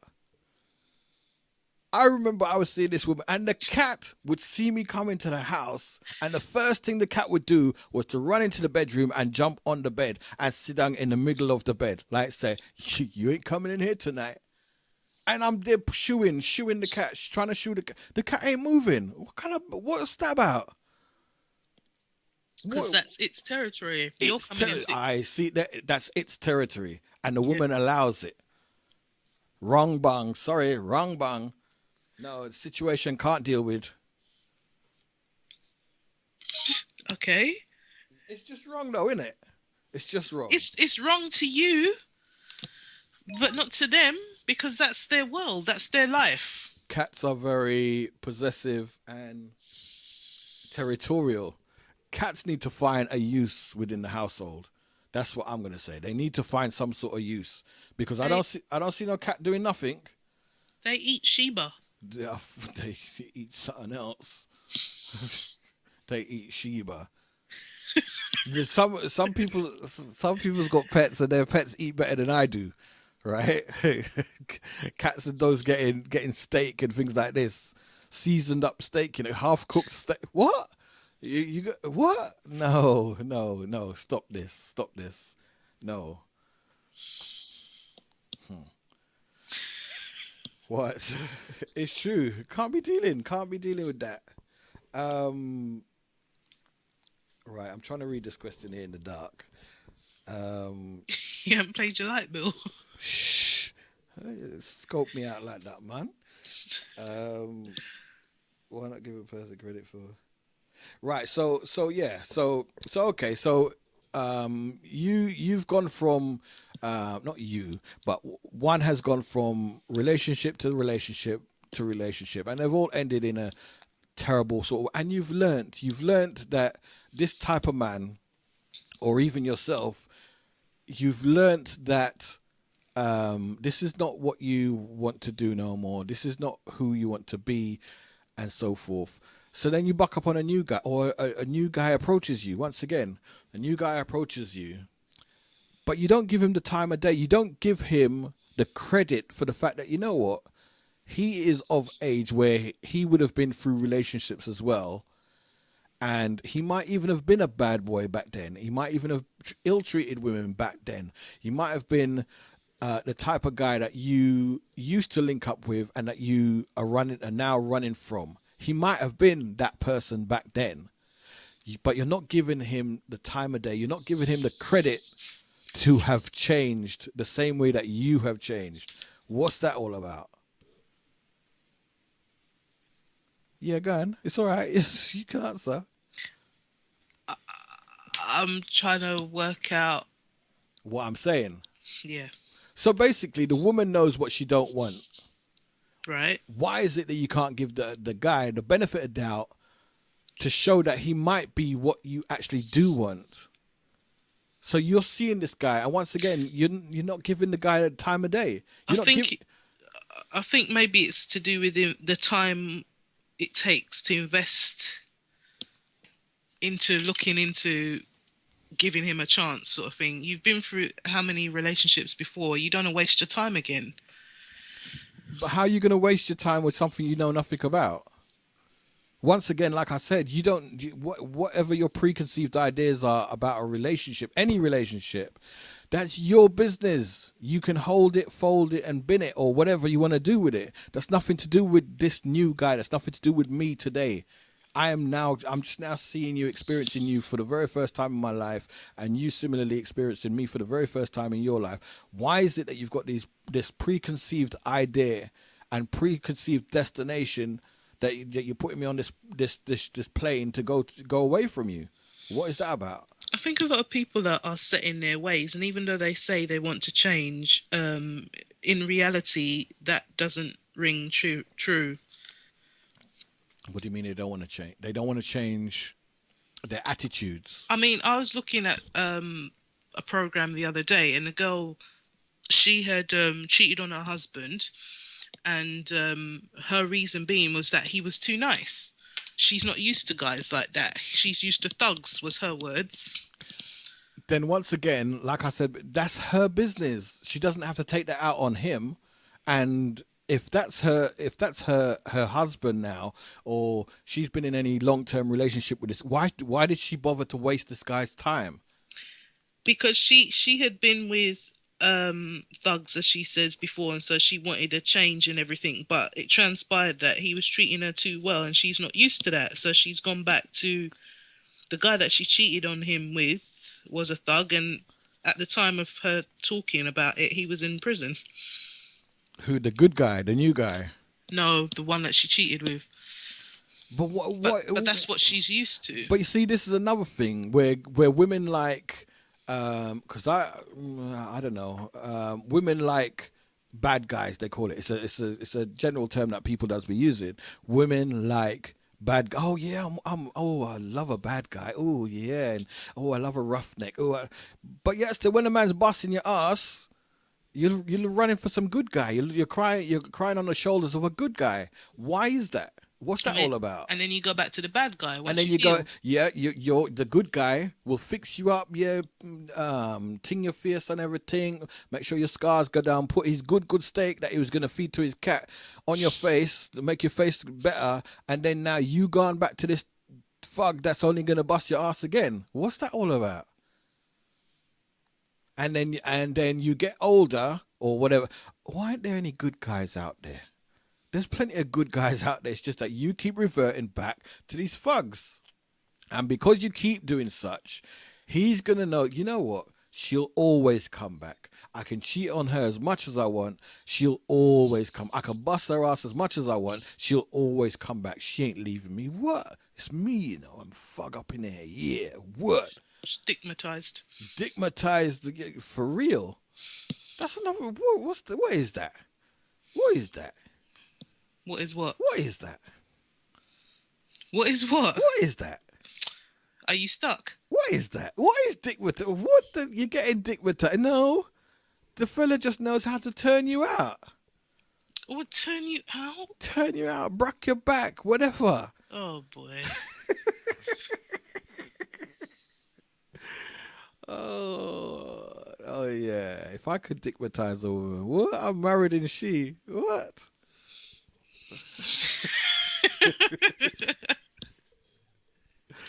Yeah, she's gonna get it for life. But you know, it's like I don't get the bad boy image thing. And then like I said, he's busting your ass, he's treating you badly, and then you're running somewhere to go and cry about it. You get fixed up, and then you're running straight back to him. What is that all about? Foolishness. I think the bad boy thing is that it's a lifestyle thing, isn't it? It's about being sorry, Soulful's thrown me now. It's about living in the fast lane, and you know everything's. Yeah, you get your ass bust fast time, innit? No, yes. And like I say, people they'll be amongst their groups or whatever, and they'll be, that's another thing. People in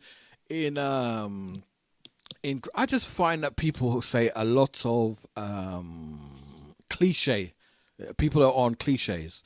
People on cliches nowadays. It's like, oh, I want this, I want that. But, oh, yeah, I want this and I want that too. So all right. So why what? Why can't you want something different? Why you all have an opportunity to get something? Why are you just talking about it? I don't get it. I just don't get it. I don't get the cliche in business. It's not even healthy. That's my view on it though. Once again, there's quite a few of you on the outside. There's only myself, Soulful Eyes, and Caramel in the chat room. Feel very free to come and join us. You can also call it in on the phones. The phone line. The phone line number is 07518 439 478. Or you can Skype us. If you hit the webpage, there's a call me button at the top of the page. Just press on that and that will get you through on Skype. Or you can add helixradio.com to your Skype and get through and join the conversation. helixradio.com. And a welcome back to everyone. That was a couple of tunes while we sorted out some technicalities. On the line, joining myself and Caramel, I've got Soulful Eyes. How you doing, sir? Very well, thank you. Okay. Coming across okay? You're coming across loud and clear. And, Jolly good. Caramel, you're still here, right? I'm here. Great. Must send a big shout out goes out to Jazz. Jazz says that she's a woman and she don't like bad boys. She prefers a man who will respect and cherish her. And she also says great music. Thank you very much for that, Jazz. Soulful, as you're just joining us, is there anything you wanted to say with regards to the last few questions that I posed? Yeah. I suppose the point I'd make is that I think the conversation about people changing in relationships, I think, if you're not changing in a relationship, then in a way it's not really a relationship, because people will change just by the process of being alive and getting older. So I think it's not so much whether or not you change, it's about do you communicate with each other in a way which means that you can handle the change that goes on? Because, the relationship you have is just one aspect of your life. You might still be working, there might be children involved, there's other families, all manner of things that can affect how a relationship works. So you have to both be prepared for change. And if you can't handle the change, well, in a sense, you got to wonder, well, why bother with a relationship? I fully agree with that because, if you're standing still, then it's going to go stale, right? So there has to be some sort of changes. But what I was getting at and what I suggested in the group question that was posed on the Facebook group was that that one person, i.e. in this case, it was the woman, because they were asking specifically about why is it that men change. I was saying that or suggesting that because the woman has made some changes and the man hasn't, or he hasn't got time to grow accustomed to those changes, he's forced to change in some way. And, maybe he's looking for you to be that same woman that he chatted up 3 years ago, and you've changed. You're no longer that person. So maybe it's his fault that the relationship is breaking because he's looking for you to stay the same. So he makes changes and they may not be a good thing for the relationship. So then the relationship breaks down, maybe. Yeah. I mean, I think there are some men that somehow don't expect that women, the woman they're with will change. And I can think of some folks that I know where they're actively against. And I think they do want the woman to stay basically the same as when they met them. And as you say, I think that's on the men. I think that's kind of unrealistic and short-sighted, to be honest. And that's not really a relationship. That's almost like a master-slave relationship. You will be exactly as I want you to be. That's never going to work. Right. Not in this day and age. Right. I agree. I agree with that. You can't. I think another thing in the relationship, things have to be more or less equal. In that, if you have, like you said, someone who's subservient to another, that's never going to work. It's never going to. It might work for a little time while someone grows accustomed to the workings of that other person. But once they realize that, hold on, wait a minute, I'm beneath this person all the time. I can't work with this. This can't go on at all. Yeah, I think that's kind of easier said than done because it kind of depends on what you mean by equal. I mean, one of the, I suppose, an observation that I would make on, and this maybe says as much about me as anything.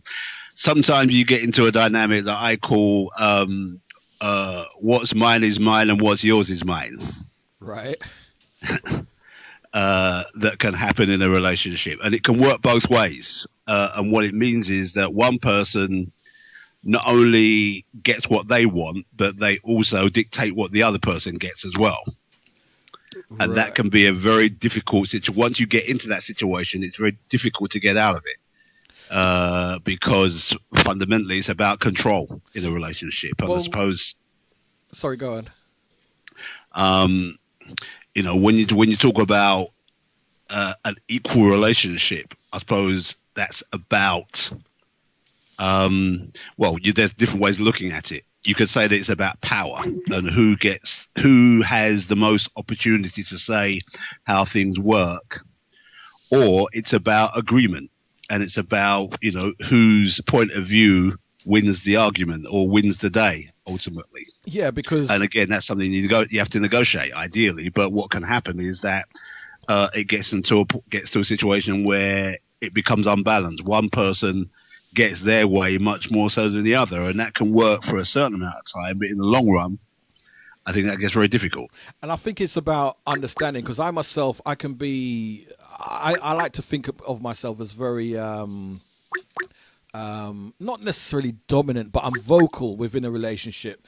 Reason being is that I'd like to suggest that I'm looking out for the woman's best interests. So if I think that she's going wrong, if I think she's doing wrong, if I think she's behaving wrong, I maybe my tactics are wrong or whatever, but my goal is to be is to want that person to see where I'm coming from. It's to understanding that, you know what, you shouldn't be like this, you shouldn't do this, you shouldn't go here, because in the long run it's not going to be beneficial to you. So it's not necessarily about the relationship that we have, but it's that I'm trying to put you on a different footing so that when we're over and done with, you will have this instilled in you that, you know what, he was right, Case was right, I need to look out for this, and because I'm now looking out for this, I'm now safer in my endeavor to find whoever. Go on. Yeah.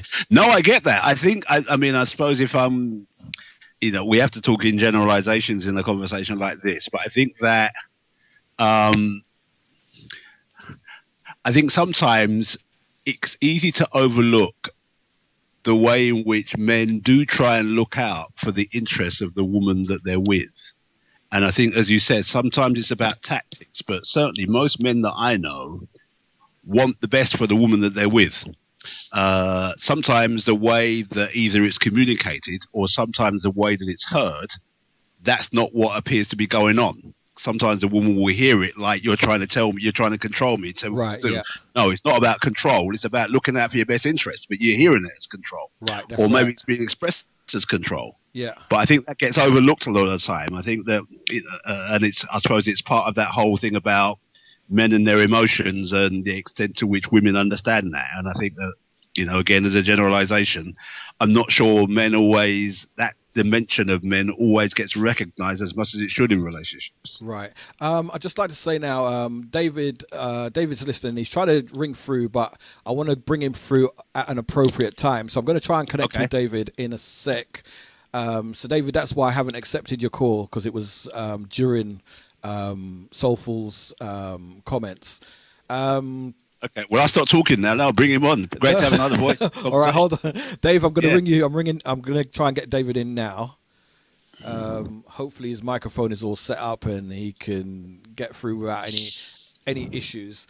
But yeah, like we were saying, I think a lot of people, quite rightly maybe, no one likes to be told what to do, how to be, who to be. So, someone being seemingly dictated to, they're obviously going to rebel. They're going to push that idea, that way away from them, at least initially anyway, because they're seeing it as it's too forceful or whatever.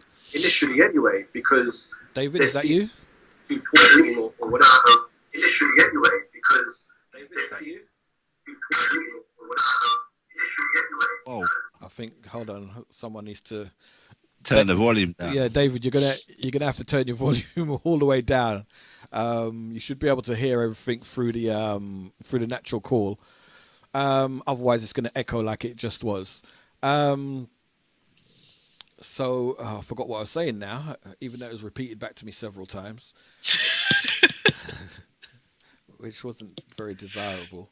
And I said earlier on, Soulful, I don't know what your views on this, but yeah. As a father of daughters, is it your view? Did you try to at least jokingly say, when guys or anybody would mention to you about your girls getting a partner, were you of the view that you were going to protect them up to the age of 40 something, as in they're not having no man until they're 40 something, because you know how men could be? As in, you yourself was a teenager. You tried to get with women. So you knew the ploys that you used to try to get with teenagers. So you wanted to protect your daughters as much as you could from that type of play? In a word, no. And that's partly because I think I've always had the view that, with children, I think you've got maybe until their kind of early teenage years to try and, if I can use this word, control what they're doing. Once they get to 12, 13, and particularly with my girls, because, they're bright and they got character and they'll do what they're going to do, let them do it. So I've never tried to control the men that they're with. Right. I've gotten to meet them, and I think there's only been one individual who my opinion has been, you know what, I'm really not sure. But luckily, my daughter came to the same conclusion pretty quickly. Right. And for the most part, they've all had good relationships with men. And I think what's far more important as a father of daughters is the relationship that I, as their father, have with them, because Right. that's going to influence the kind of guy that they choose. Right. If I have a poor relationship with them, they will make poor choices in relationships. Right. So your guidance is obviously important. Your guidance was obviously important, and it's just that you didn't take the route of trying to restrict them. I mean, I don't think in reality that any man that says, or any father, I should say, that says that his daughter's not going to have a boyfriend until she's 30 or whatever, I don't think it's a serious thing. No. But it's a defensive. It's a defensive talk to that argument. It's because, like you say, you can't control. You can't. Your daughter goes to school. She's obviously going to be seeing guys along the way, at school, after school, and indeed anything else that she embarks upon. Clubbing Of course. or whatever. Of So you course. have no control over that. I think I think where I would feel protective, and I mean, this is easy to say, it's never happened, fortunately. I don't know how I would feel if a guy that was with one of my daughters got violent towards my daughter. Then I think that would be very difficult. Somebody might have to call the police on me. I Right. think that's the only thing that would be the limit. I think. And I think that's the situation that most guys would envisage. Yeah. Why they may have this type of talk or attitude towards the subject. Yeah. In that, like I said, we know what young guys and grown up guys are about. So that's what we envisage. That's our nightmare, that we're going to have to do something. And of course, our children are going to say, no, dad, don't, because whatever. But we're not going to see that. All we're going to see is red. And we want to protect our children once again. Yeah, no, as far as I'm concerned, I've never laid a hand on my daughter for any reason at all. So why some man coming from I don't know where feels that they have the right to do that? I don't know. That's beyond the point of reason as far as I'm concerned. Exactly. So, yeah. Exactly. Good drape up, boy. You know that. Listen, Pin him up against let's not the even wall. have this conversation. You get me? Let's not even have this conversation. Because it's sort of like brewing up some sort of tension within you already, right? Yeah, it's like meet my baseball bat. Listen, man, it's not happening. Meet my sawn off. Got two friends, Smith and Wesson. Which one you want to meet first? So I've got a question which was given to me, donated to me earlier on, and the question is: does size matter? In whatever way you want to conjure up the size matter. Nice to know we're getting to that refined level of conversation here, but still. In all honesty, I don't think it was deliberately set towards maybe our natural conclusion of the question. But things like, a bigger woman, bigger breasted woman, bigger butted woman, that sort of thing. Does it actually matter? In a word, yes, but it really depends on what kind of size and whose kind of size. Because if you're taking it at its broadest level, then yes, it matters, because physical attraction is part of what makes a relationship work, and we all have preferences. Okay. So you can't say it doesn't matter at all. Okay. And But Caramel, what kind of size? Caramel, what would you say to the question?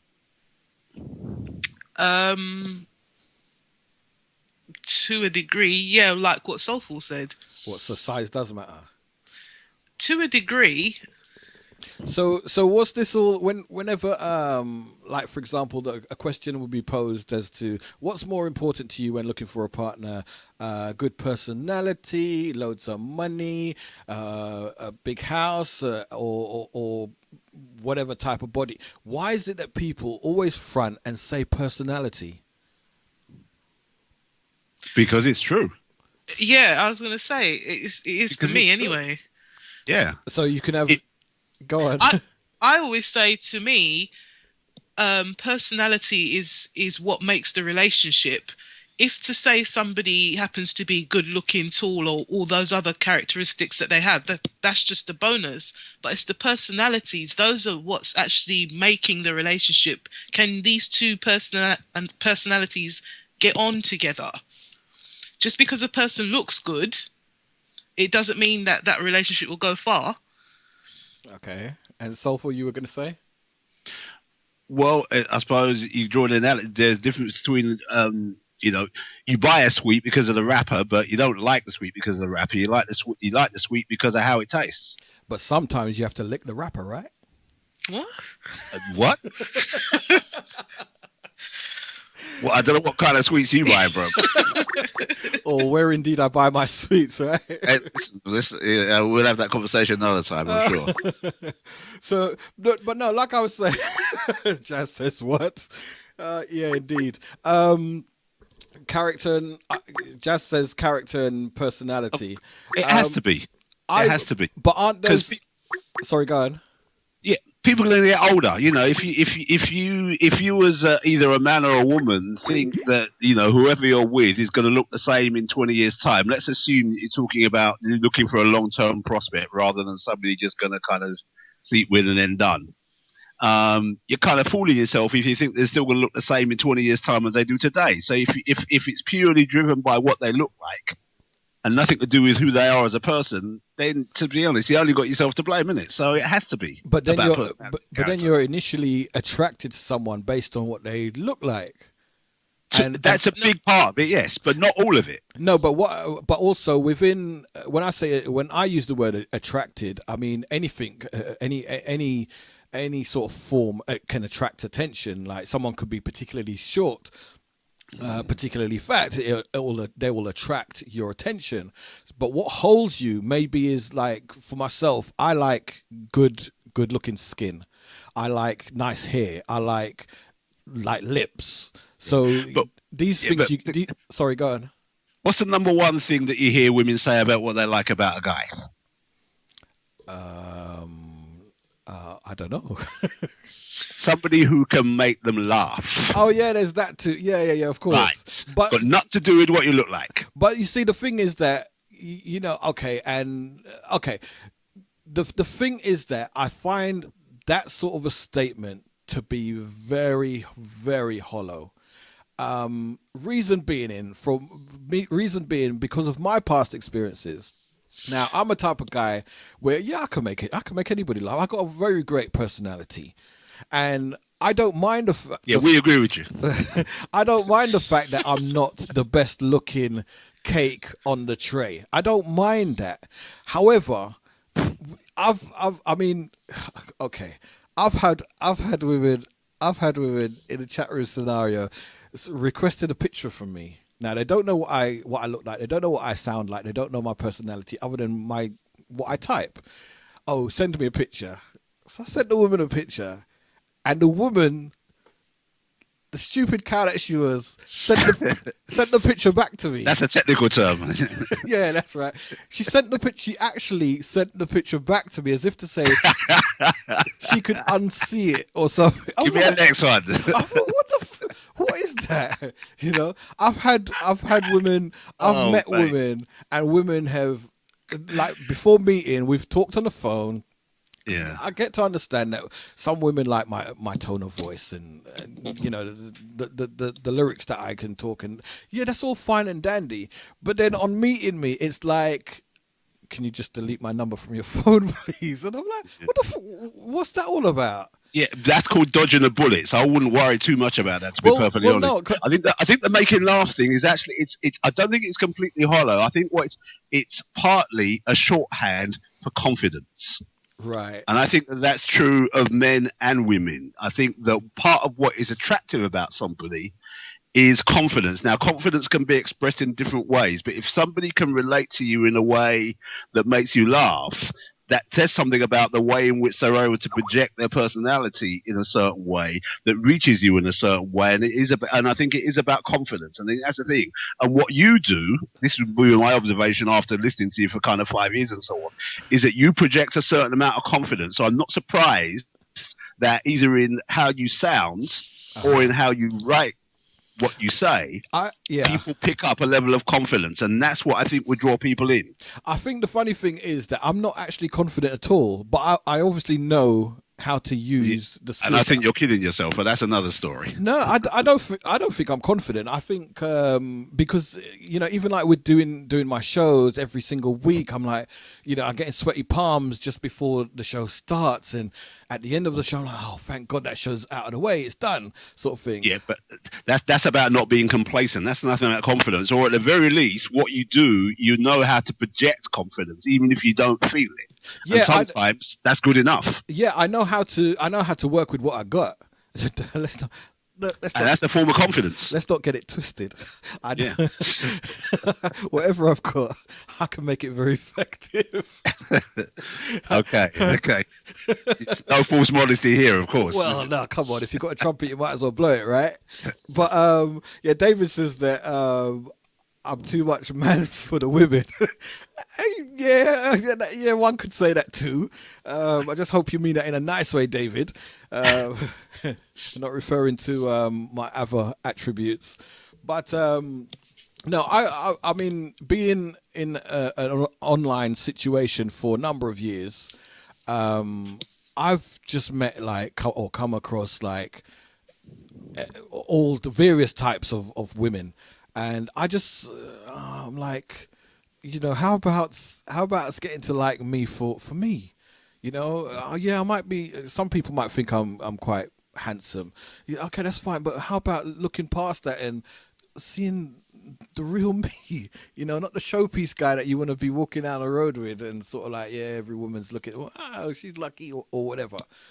But I think so. Like I said before, I think a lot of people are working with a lot of cliches, and I'd rather not hear any more cliches from.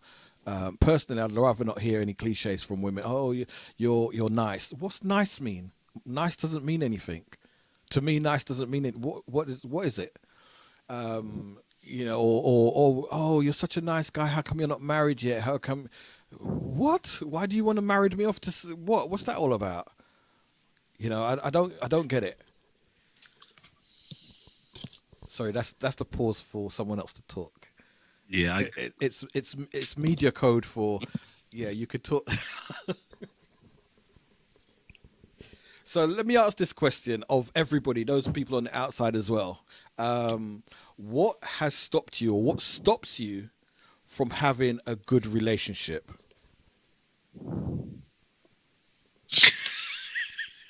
Boy, how long you got, man? Yeah. Oh, David says I'm a gallus. Well, if the shoes fit, I'll wear it. I don't mind. But no, I'm not. I don't set out to be a gallus at all. Yeah. But yeah. Okay, I'll give you some answers. Poor choices, bad habits, a lack of self-confidence, stupidness. Is this you or them? This is me. Oh, right. Okay. Yeah, this is me. Listen. I learned this a while ago. You can talk about how many relationships you have and whatever, and you can talk about whatever the reasons are that they break down. Every relationship breakdown has basically one thing in common. It's that you were there. That's right. Yeah, so you can talk about other people till you go blue in the face. When it comes down to it, if you're going to learn anything, you can only learn about what it is that you brought to the situation. Right. And if you're honest with yourself, then what you do is that you look at what it is that you contributed to it breaking down. And that's what it comes down to. You make choices, or you're chosen and you go along with them. You make mistakes. you mess up. You're not the person that you know you can be in a relationship. I mean, this is my story. So yeah, I'm I like to think that I'm reasonably clear about what I've contributed to the relationships that haven't worked, and also to some extent, because this is interesting. I don't know. I'm making a presumption here. It's always interesting that the people that spend most time talking about relationships in situations like these are people that aren't in them. And I'm interested in hearing from people that are in them and have been in them for a long time. Right. Because I think that's the stuff that we really need to be hearing about. Right. Because I think we can get into a belief that it doesn't happen. Most of my best friends have been married for 20 years plus. I'm the odd one out amongst my group of friends. And it's like, I don't feel it in a particular way because, I've got kids and there's this and that. But I really admire the way that those guys have been able to hold their relationships down. Not because it's all been plain sailing, far from it. But they've stuck at it and made it work. And that's something that I have not learned sufficiently, because getting with people is one thing.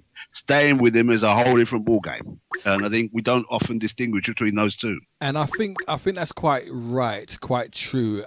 Because once again, referring back to these groups that I'm in, one in particular, it seems to have the most, or I think all the I'm going to call them bitter women. I don't think I'm being too harsh. They don't exist. It seems that they've got the biggest mouths. They contributed to every single conversation. They're quick to tell you about you, how you're a this and you're a that, and even to the extent, the reason why you're talking about sex so much is because you're obviously not having any. And I'm like, okay, if you want to run with that, then cool, because I'm not one to be bragging about any sex that I may or may not be having, because that's strictly between me and the person that I'm having the sex with. Let's not go there. Yeah, I'm trying to navigate around this without making myself look like I'm cruising. Doing your hacksaw on the bedpost, but that's yeah, cruising for a bruising later on when the show's over or whatever. But I just find you women are obviously, or even you guys are obviously, you got some issues here. You obviously are talking something that you know nothing about, because relationships don't work like that. Any solid, like you said, you'd want to be hearing from people who are in longer term relationships, not the thing where you meet a gal last week or last month type of thing. How about people who are in a stable enough relationship that has lasted a year? You've had your ups and downs, and you've got past them, or you've worked with them, you've worked around them. We want to hear about that type of thing. How is it that you managed to stay in a relationship for so long? Whether it be a thing where you see the person once a month, or you see the person every single day. How is it that you managed to make it work? Not that, the reason I'm not in a relationship is because I can't take these type of people's, or that don't tell me nothing. Yeah. Because like you say, you're the constant in all of these relationships. And if you're not in a relationship and you haven't been in a relationship for 150 years, okay, there may not be anything wrong with you, but why is it that you're not in a relationship for 150 years? That's what I would like to know with these people. David is trying to call through. So I'm going to try one more time to get David on the blower. Let's have a look. Hopefully he's turned his volume down this time. Hopefully he's going to answer. David, are you there? Yeah, I'm here. Can you hear me? Whoa, yes, we have David. Welcome to the show, have David. ignition. Yeah. How you doing? Here. Oh, you still need to turn your volume down on your computer, because we're having some echoing. 1 second. Yeah, I heard it first time. Oh boy, we've got a live one here. So how are you doing this evening, Dave? Well, you know something? I've been listening to what you guys have been saying. Right? And going back to the initial issue in respect to the relationships, right? From the point of view that how, at ages, I don't know how old you are, young man, but and I know how old Mr. Case is. Which young man are you referring to here? I think he's referring to you. Okay. Right, but the thing about it is that it's not all about changing. right? It's about progressing, right? Every time you've been, you know what I mean? If you've been in a relationship more than 2, 3, 4 times, right? It's about learning from your previous experiences. Why does it have to be a case of changing? I hate that word. I resent that word, changing. What do you right? mean? What do you mean changing? When you say changing, in what sort of like manner do you Okay, mean? you know when they say, well, you know, you come up, you meet a young lady, right, and they said basically that how, yeah, initially it's all good, but because of the way you were, right, I want you to change, right? To me, that's shallow. I don't know. That's shallow because end of the day, it's all about being positive and moving forward. That's what I'm dealing with. Okay, when you say moving forward, being positive and moving, what do you mean? Like, Incorporate your previous experience and what you've learned from that previous experience to incorporate to move forward. but I think with a lot of people, they don't have good experiences in order to move forward. So you know, if you've had someone who's had, let's say 10 relationships in the past, and all of them have ended near enough in the same way, how does that person use their past experience to make a good 11th relationship? No, soulful eyes, please. Come on, man. You can't have 10 bad relationships in your No, life. no. This is Mr. Case talking. Oh, sorry, Mr. Case. Yeah. Oh, how can you have 10 bad relationships? What do you mean? 10 bad relationships. Why Come can't on. you? No, wait a minute. As we get older, we're meant to develop. No, but Dave, the thing Go on. is meant to, and what is fact can be two totally different things. Now, what I'm saying is, I'm on. going to say, for argument's sake, that a woman or a person, actually, it doesn't matter if it's male or female, if they've had 10 previous relationships, what is it that they should have learnt from those 10 relationships to make the 11th one good? The negativity of the failure of the last 10. But the only thing that's remained the same in all 10 is them. So if maybe they've been negative. So if they've been negative in all 10, how are they going to be positive? What are they going to do to make themselves positive or more positive for the 11th? Sorry, Mr. Case. Excuse my ignorance, right? But the thing about I it. expected it. Right? Okay, right. How many people would go through 1, 2, 3 bad scenarios, irrespective of a woman, right? Much less go through another 5, 6, 7, 8, 9, 10, right? That's not logical thinking. It's not real. It's not real. I don't understand why you think that's not real. We have people. You'll have men, right, that have been with more than 10 women, right? Can you agree on that? Yes, I can. Okay, so why is it that they didn't stick with any one of those 10 women? You see, that's two different questions now, right? Okay. No, why it's not. didn't it? No, No, why didn't it stay with one of those 2 women? With one of those 10 women. 10 women, sorry. Yeah. Right? Oh, I don't know how. Oh, you know what? It's like the young lady that was speaking earlier on, right? And Caramel. No, it wasn't Caramel. No, the lady before, in respect to Bud Boy, them. All right. Okay. Yeah. And it's like you get fixation on a particular kind of person, right? That's not a general perspective, though, right? But I mean, I heard what she was saying in respect to she had a certain women, and I know certain women close to me that got this sort of like attraction towards bad boy and so forth. But you know, you can't use as a general perspective. I can't be doing that. No, I mean, 10 men or 10 women, and you're going to tell me so you don't learn nothing out of that 10 women or 10 men. But Dave, this is like equate it to taking a driving test 10, 20, 30 times and failing each time. That person is doing that person is the constant. They've changed different cars, different driving schools, different but the mentality hasn't developed. How can you're going to go in, okay, all right, excuse me 1 second, right?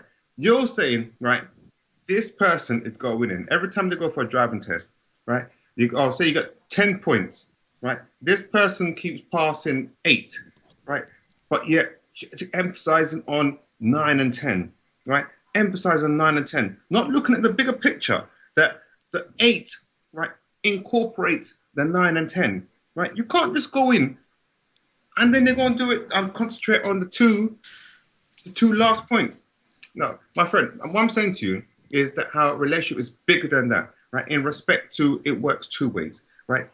I heard what you said earlier on in respect to how, you know what I mean? What did you say? You said something and I was fuming because I couldn't get through to you. Why were you fuming? I was screwing. What did you say? You were saying, oh, you know something? Come back to me later on, please, because I'll tell you something. Because of my frustration, I couldn't get through to you. I'm going to come back to you in a minute. Okay, all right then. Soulful, yeah, I'm here. But trust me. Soulful, collect my thoughts now. What do you, Soulful and Caramel? What do you think about what Dave's trying to say? I don't understand how progress isn't change, and it just feels like that's using 2 different words to describe the same sort of thing. I think there is something about, as I think I'm hearing you say, learning from your experience. And I think what I've been saying most recently is that, and I think this is true of men and women, but I think it's particularly true of men, because I think sometimes, and I think you can take on that you're to blame for your relationships breaking down. If there's a particular aspect of behavior, so let me give you a real example for me. One of the things that I know that I've been criticized for in relationships is speaking with people in a very sharp tone of voice. I've been prone to do that. I'm not going to deny that. Okay. Are you saying that? No, I don't think you are saying that. It doesn't make sense to me that if I accept that that's part of my personality, but I've also learned that it's an aspect of what I can bring to a relationship that contributes to its breaking down. It's not going to break down because I talk sharp to people, but when a relationship gets into trouble, it's those kind of things that can make the difference between whether or not it's going to work or not. You're not going to tell me it doesn't make sense for me to say, well, look, I need to work on that aspect of my behavior. I may not be able to eliminate it entirely because it may be part of who I am.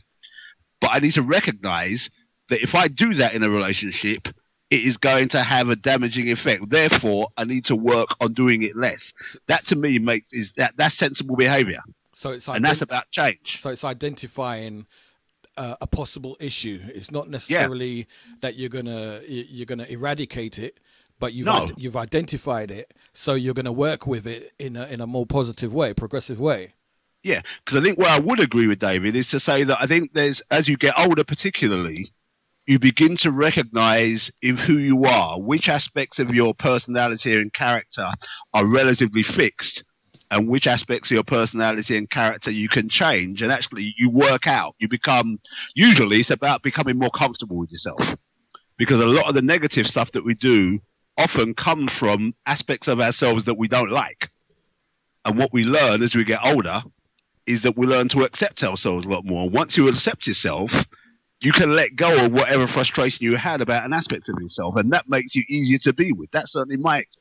Right. So I think that also comes out of just maturing and wisdom and so on. And I think that's also changed. I think I don't understand how human beings, just by virtue of being alive, don't change. They do change. Right. Can't help that. So there's a lot of self-awareness that needs to be going on in a relationship anyway. Well, in life in general. It's the most important thing in many ways. If you don't know yourself, how is it that somebody else is going to get to know you? And you can be with somebody for 20 years and still be learning about somebody. Well, indeed, yes. Yeah.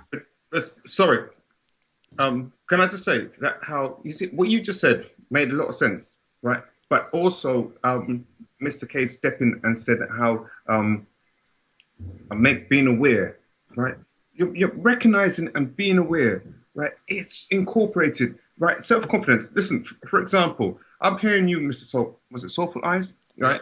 Yeah. I'm listening to you talk, right? And what? There's nothing wrong being forthcoming, right? And to be honest with you, all right, I'm seeing your picture here. Listen to how you talk, right? You've got a perception of being a positive person, right? In respect to how you're talking, how you're looking, right? There is nothing wrong with it. But the thing about it, sometimes we tend to, one relationship doesn't work out, second relationship don't work out. We tend to look at a fault within ourselves. It's just that person not the correct person for us. But at the same token, you know what I mean? The people tend to knock men, right? Men seem to be the issue. We tend to be gallus, as I put onto Mr. Case earlier on, but that was jovial, right? If you're trying to be understanding towards women, you're too understanding. How comes you're single, right? You know what I mean? Forever being questioned. Men are always being questioned. Now, if you turn it round now, the young girls nowadays, right? They don't play. They're saying, I want this, I want that, I want this, I want that, right? And there's no compromise, right? And the boy them are conforming to it. They're going out there and they're making them the paper and so forth, right? Whereas the older man them, to a certain extent, we're not proper. You know, I hear what you're saying with regards to the youths, but we've got experience behind us. This is why we're not reflecting in that. We're not reflecting in that. But I think there's a difference between women and gal and man and boy, and we's big people, so we don't have to be worried about what women's going to tell us to do because we will know what's best for us. So I don't think we need to be worrying about, for example, if I go out the road and I meet a woman and she's telling me, oh yeah, you got to have this, you got to be able to do this. I'm like, later, because I know that's not for me. Whereas the boy them, like you're maybe so rightly saying, they will, right, if I want to get with that girl there, I need to go and do this. I need to bring in that paper. I need to make, that's foolishness. And I would hope that we've all been there and we've left that far behind. We're big people, so we flex different. It's not for us. Certain things is not for us. Because you're a big person, you're an experienced person now. You know it's not for you, so you won't entertain it on any level. Sorry, can I say one thing, please? Sure. Right, it's like, for example, I don't know how many times you turn around and say backside. Yeah. Right. I see constantly people posting on YouTube where them man are jumping a woman backside, right? Jumping women in a distorted and irregular manner, right? And for me, that's distorted. But you see, the thing there is, right, just because something is there doesn't mean you have to view it, Dave. So you've actually made the conscious decision of your own free will to click on those things. And if you said that you've seen it more than once, more than 100 times, more than 1,000,000 times. No, I never said that. No, I'm just saying, I'm just putting a scenario that if you've done this yourself, then you have brought that into your life. You don't have to bring these things into your life. And it goes back to what I was saying about self-awareness. If you don't want something in your life, whether it be something good, whether it be something bad, whether it be something black or white, it's up to you to eliminate it from your life. You can't blame other people for what is in your life. You have to take control of your life yourself. Well, you know something, to be honest with you, I don't totally agree with what you're saying, because in that context that you're using, because think about it, if you're going, for example, Facebook, as everybody hates to talk about, right? You go on Facebook and you normally get somebody posting various bits and pieces of constructive, things that's happening over in America and so forth and so forth, right? And then the person comes up and then they show what's happened in Jamaica, right? And it's like, you're thinking to yourself, well, hang on. It's in people's face. Yeah, but then you can take the next step and block that person.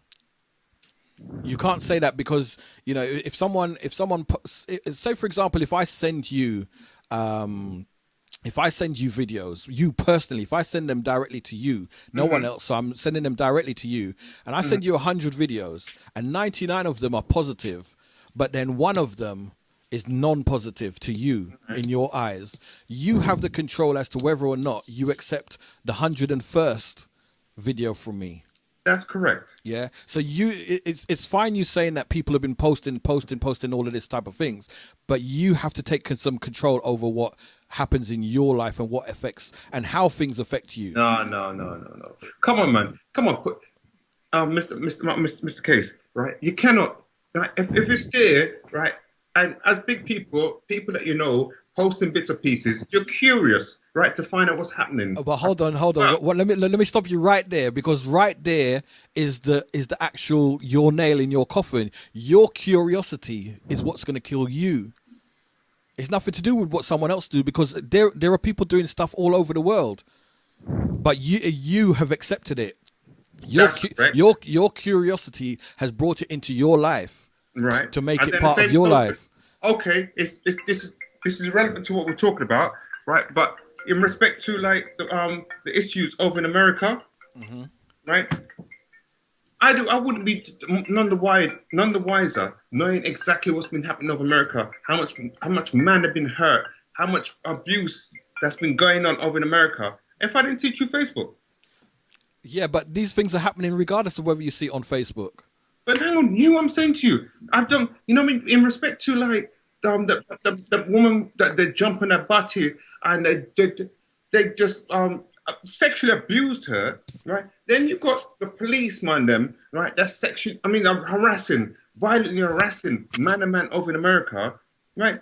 So in respect, like I'm saying to you, it's a different topic, but you know, it's a case of whereas you cannot turn around and disregard it. You cannot turn around and say you're going to ignore it, right? Because it's knowledge. Okay, but all right, let me bring this back on topic. Now, what you're saying is that people can bring things into your life. Now, I'm a type of person where I'm not married. Mm-hmm. I don't own a big house. I don't have a lot of money. As a matter of fact, I got very little money. I don't have certain things I don't have. These are trappings that other people may have. These are situations, these are things that other people may have. Mm-hmm. The fact that I don't have them has been by my design and my faults or my whatever. It's been down to me. Other people have got their mortgages. Some people might have 10 mortgages. That's because that's what they want to do. You can't look at somebody and judge them on what they have done for them and say and relate it to you. That's what you do in your life is entirely up to you. How your life has panned out has been mainly up to you, in that you went right instead of going left. You decided to buy rather than to sell. You decided to jump rather than to duck. This is all down to you. So if you're in a relationship now, you can easily get out of a relationship, no matter whether the relationship is the best in the world or the worst in the world. You can take yourself out of that situation. So you can't even be in a relationship and say, "Oh, I'm in this relationship and my wife keeps beating me up every day." Then why don't you leave? You know, it can be as simple as that. You will have people, for whatever reason, say that they can't leave. It's not that they can't, it's that it's more difficult than simple to leave. So things might be going on around you. You don't have to accept these things. You don't have to bring these things. You don't have to let them affect you. You're actually opening that door. You're opening that door. You're opening like example with the links that people send to you. You've clicked. No, you said you're leaving that behind. Yeah, okay, well, going back to the initial issue. Okay, so if you're in a relationship and the relationship is bad, yeah, you can leave. That's correct. So if you decide that after work, you know, I'm going back home, you've decided to go back home, to go back to that relationship for whatever length of time. If you don't have a plan in your head as to what you're going to do within this relationship, you're accepting everything that this relationship brings to you.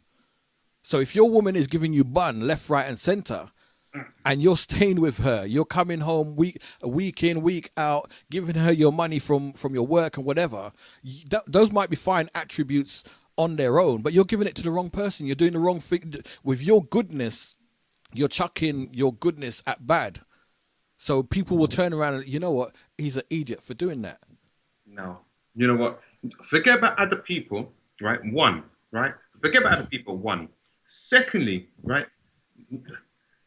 Your circumstances, look at the bigger picture, right? Say you get a young lady, so your partner, your wife, your girlfriend, however you want to define it, right? She's going to work, right? She's going through untold stress, right? She comes home and she says, listen, Case, you know what? Oh, I can't be bothered. And it's like, she goes into a tantrum, right? And you don't ask her, what's wrong with you, babes? How are you? You know, what's been happening, right? You just straight away, she blares up, shouting, and you're not able to calm her down to say, well, hang on, what's the issue? That means you're not representing, right? Because you should be able to talk to your missus. You should be able to represent, calm her down, not shout on the same level, argue with her, right? Just talk to her, calm her down, right? Yeah. Because of what she's been through during the day, right? She comes home, brings it home, right? But apart from that, she's a beautiful baby mother, right? She's a beautiful woman inside the house. She's a beautiful woman inside the bed. She's a beautiful woman in respect to cooking, right? But because of that aspect of when she comes home, you have to look at the bigger picture, Mr. Case. But what is the bigger picture? You're saying that you should be able to calm her down, but if you can't calm her down, then what? If you can't calm her down, that's not the mentality you're meant to have. No. You see, you're missing the point. The point is everyone should know their limitations. Everyone has limitations. If you're unable to calm her down, what do? You have to look at yourself, and you went about it the wrong way, my friend.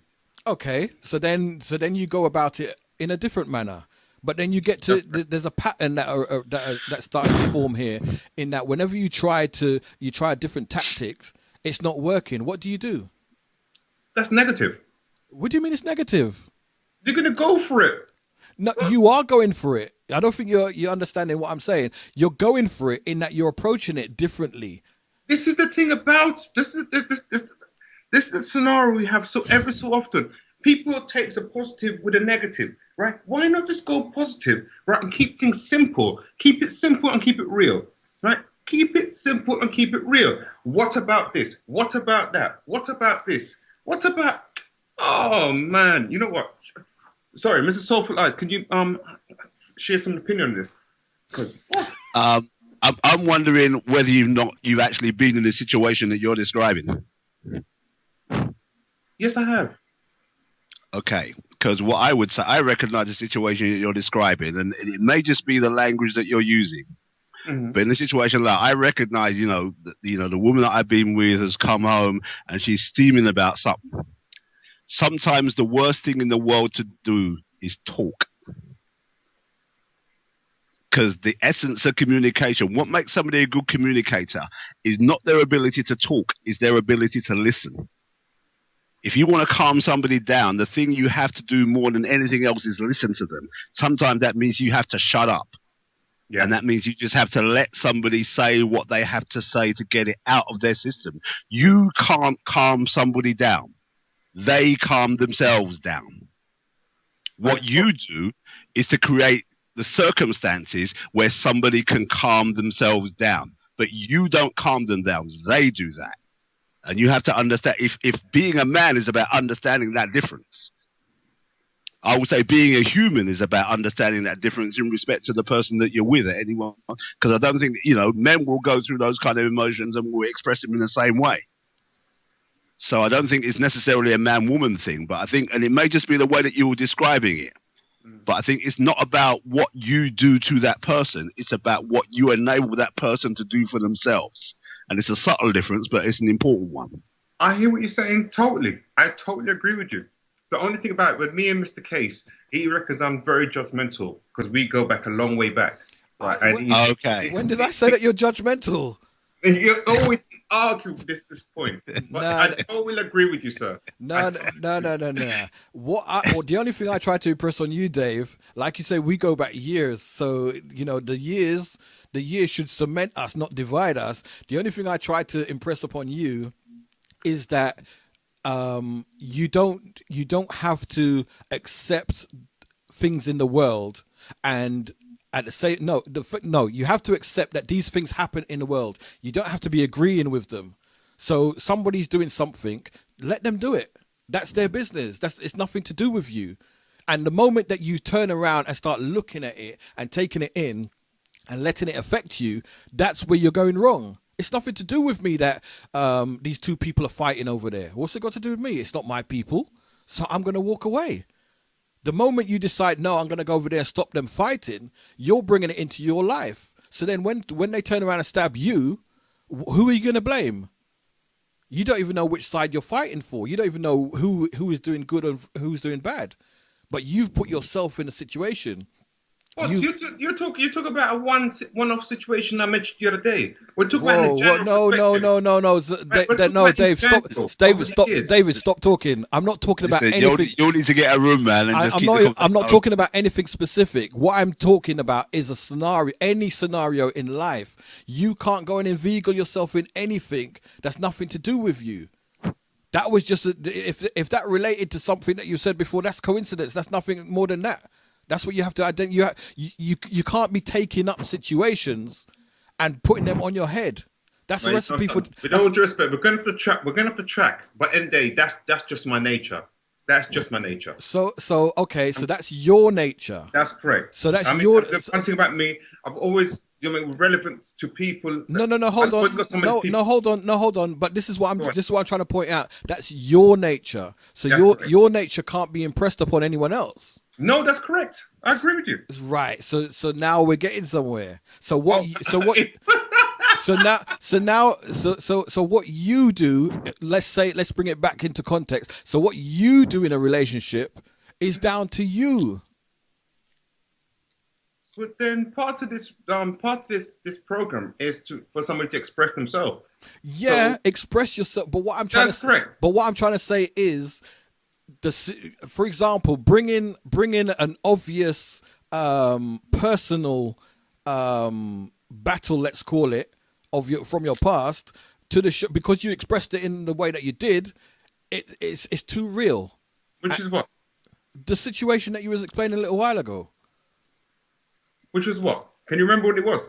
I can remember, but it's not down to me to say, because I don't think it's the right thing to say. I don't think it's the right place to be airing such a situation. Oh, you do it every time. Anyway, no problem. I don't understand. No problem. You do it every time. But anyway. All right, I tell you what, I'm going to play, because we've gone over time anyway, which I don't mind, but I'm going to play a tune, and then we're going to come back, and then we're going to look to wrap it up. So I'm going to play a tune, and then we're going to come back. For those of you on the outside of the chat room, I've still got David, still got Caramel, still got Soulful Eyes on the line, I hope. I do I? Mm-hmm. You do? Yep. Yes. You know what? Go on. That was your tune, innit? I know. That was your tune. For real. I played that just for you. If you think about the context of what you were just singing about, right? It incorporates a lot of what we've been talking about. Right? I know, that's why I'm a good DJ, you know. What are you talking about? Okay. I don't just put random tunes on, you know, blood. So fly, hear where I'm coming from. That the way it's incorporated, a lot of what we've been talking about has been going like in clever, but you want to share that with a woman, bro. Okay. Oh my gosh, I've just seen a big daddy long legs crawling up the window. Oh man, that's gonna have to die. So yeah, for those of you on the outside, thank you very much for tuning in and for staying with us. Thank you also to David, to Caramel, and to Soulful Eyes for ringing in. Any final thoughts, anybody, on the topics at all? Well, yeah, I'm waiting for you. The differences between men and women within relationships.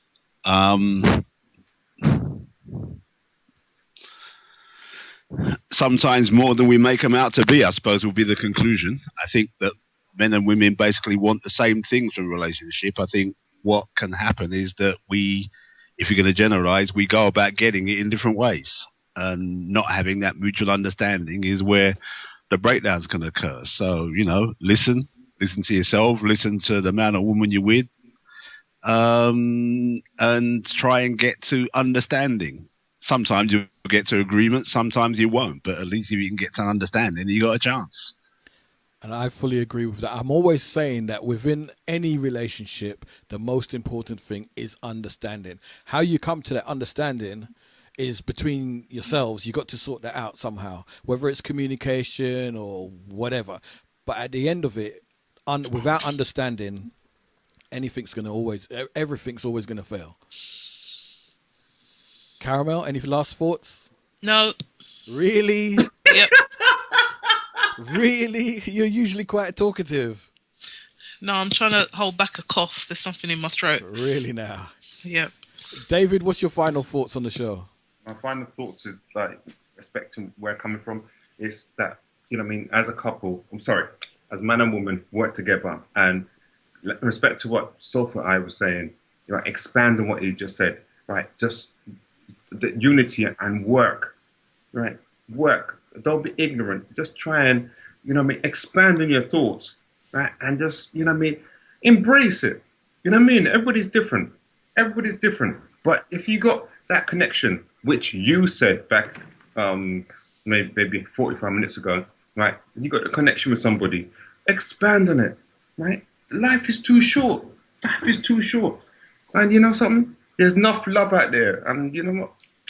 Go for it. So are you one of these good guys that the ladies can't find, David? I can't speak for anybody else. That's why I'm asking you. Are you one of the good guys that the women can't find? Are you going to put yourself? Should I put you out? I can for a finder's fee. I can find you a decent woman. You know. Well, she'll claim that she's decent. Wait, they have to go through my sister. I have to go through your sister. Yeah. Oh boy. Okay. Also want to thank. Actually, no, Caramel. You really got nothing else to say? No. No final thoughts. You know, this is that Jerry Springer moment where Jerry sort of like, you know, take care of yourselves and each other type of thing. No. Okay. I want to say a big thanks to Jazz for commenting on the shout box, and once again to all of you other listeners who have been locked in from the start. Pretty much the start of the show. It has been good having you aboard. Also to Guava Jelly. She joined us earlier on in the chat room. And I'm going to play my final tune. Seriously, all I got to do is once again thank you everyone for taking part in tonight's show, and I hope you have a great week ahead of you. And hopefully we'll do it again. Maybe not soon, but soonish. It'll have to be soon, bro. Soon? Why soon? No, because this has to be. You can't do it in short stages. Sure, it's been live. It's been nearly 4 hours. Oh, life is that to that extent. Come on. Yeah, what? That's the case. Yeah. Come on. Soulful Eyes. I'm sure you want to expand on what we've discussed, maybe from a different aspect or from a different category, right? But it can, Mr. Case, sort it out. Yes, sir. I shall do my best. All right, going to go out with this final tune. And once again, big thank you to my guests, David, to Caramel, to Soulful Eyes, to Jazz, and the rest of the crew on the outside. Y'all take care. Enjoy your week ahead.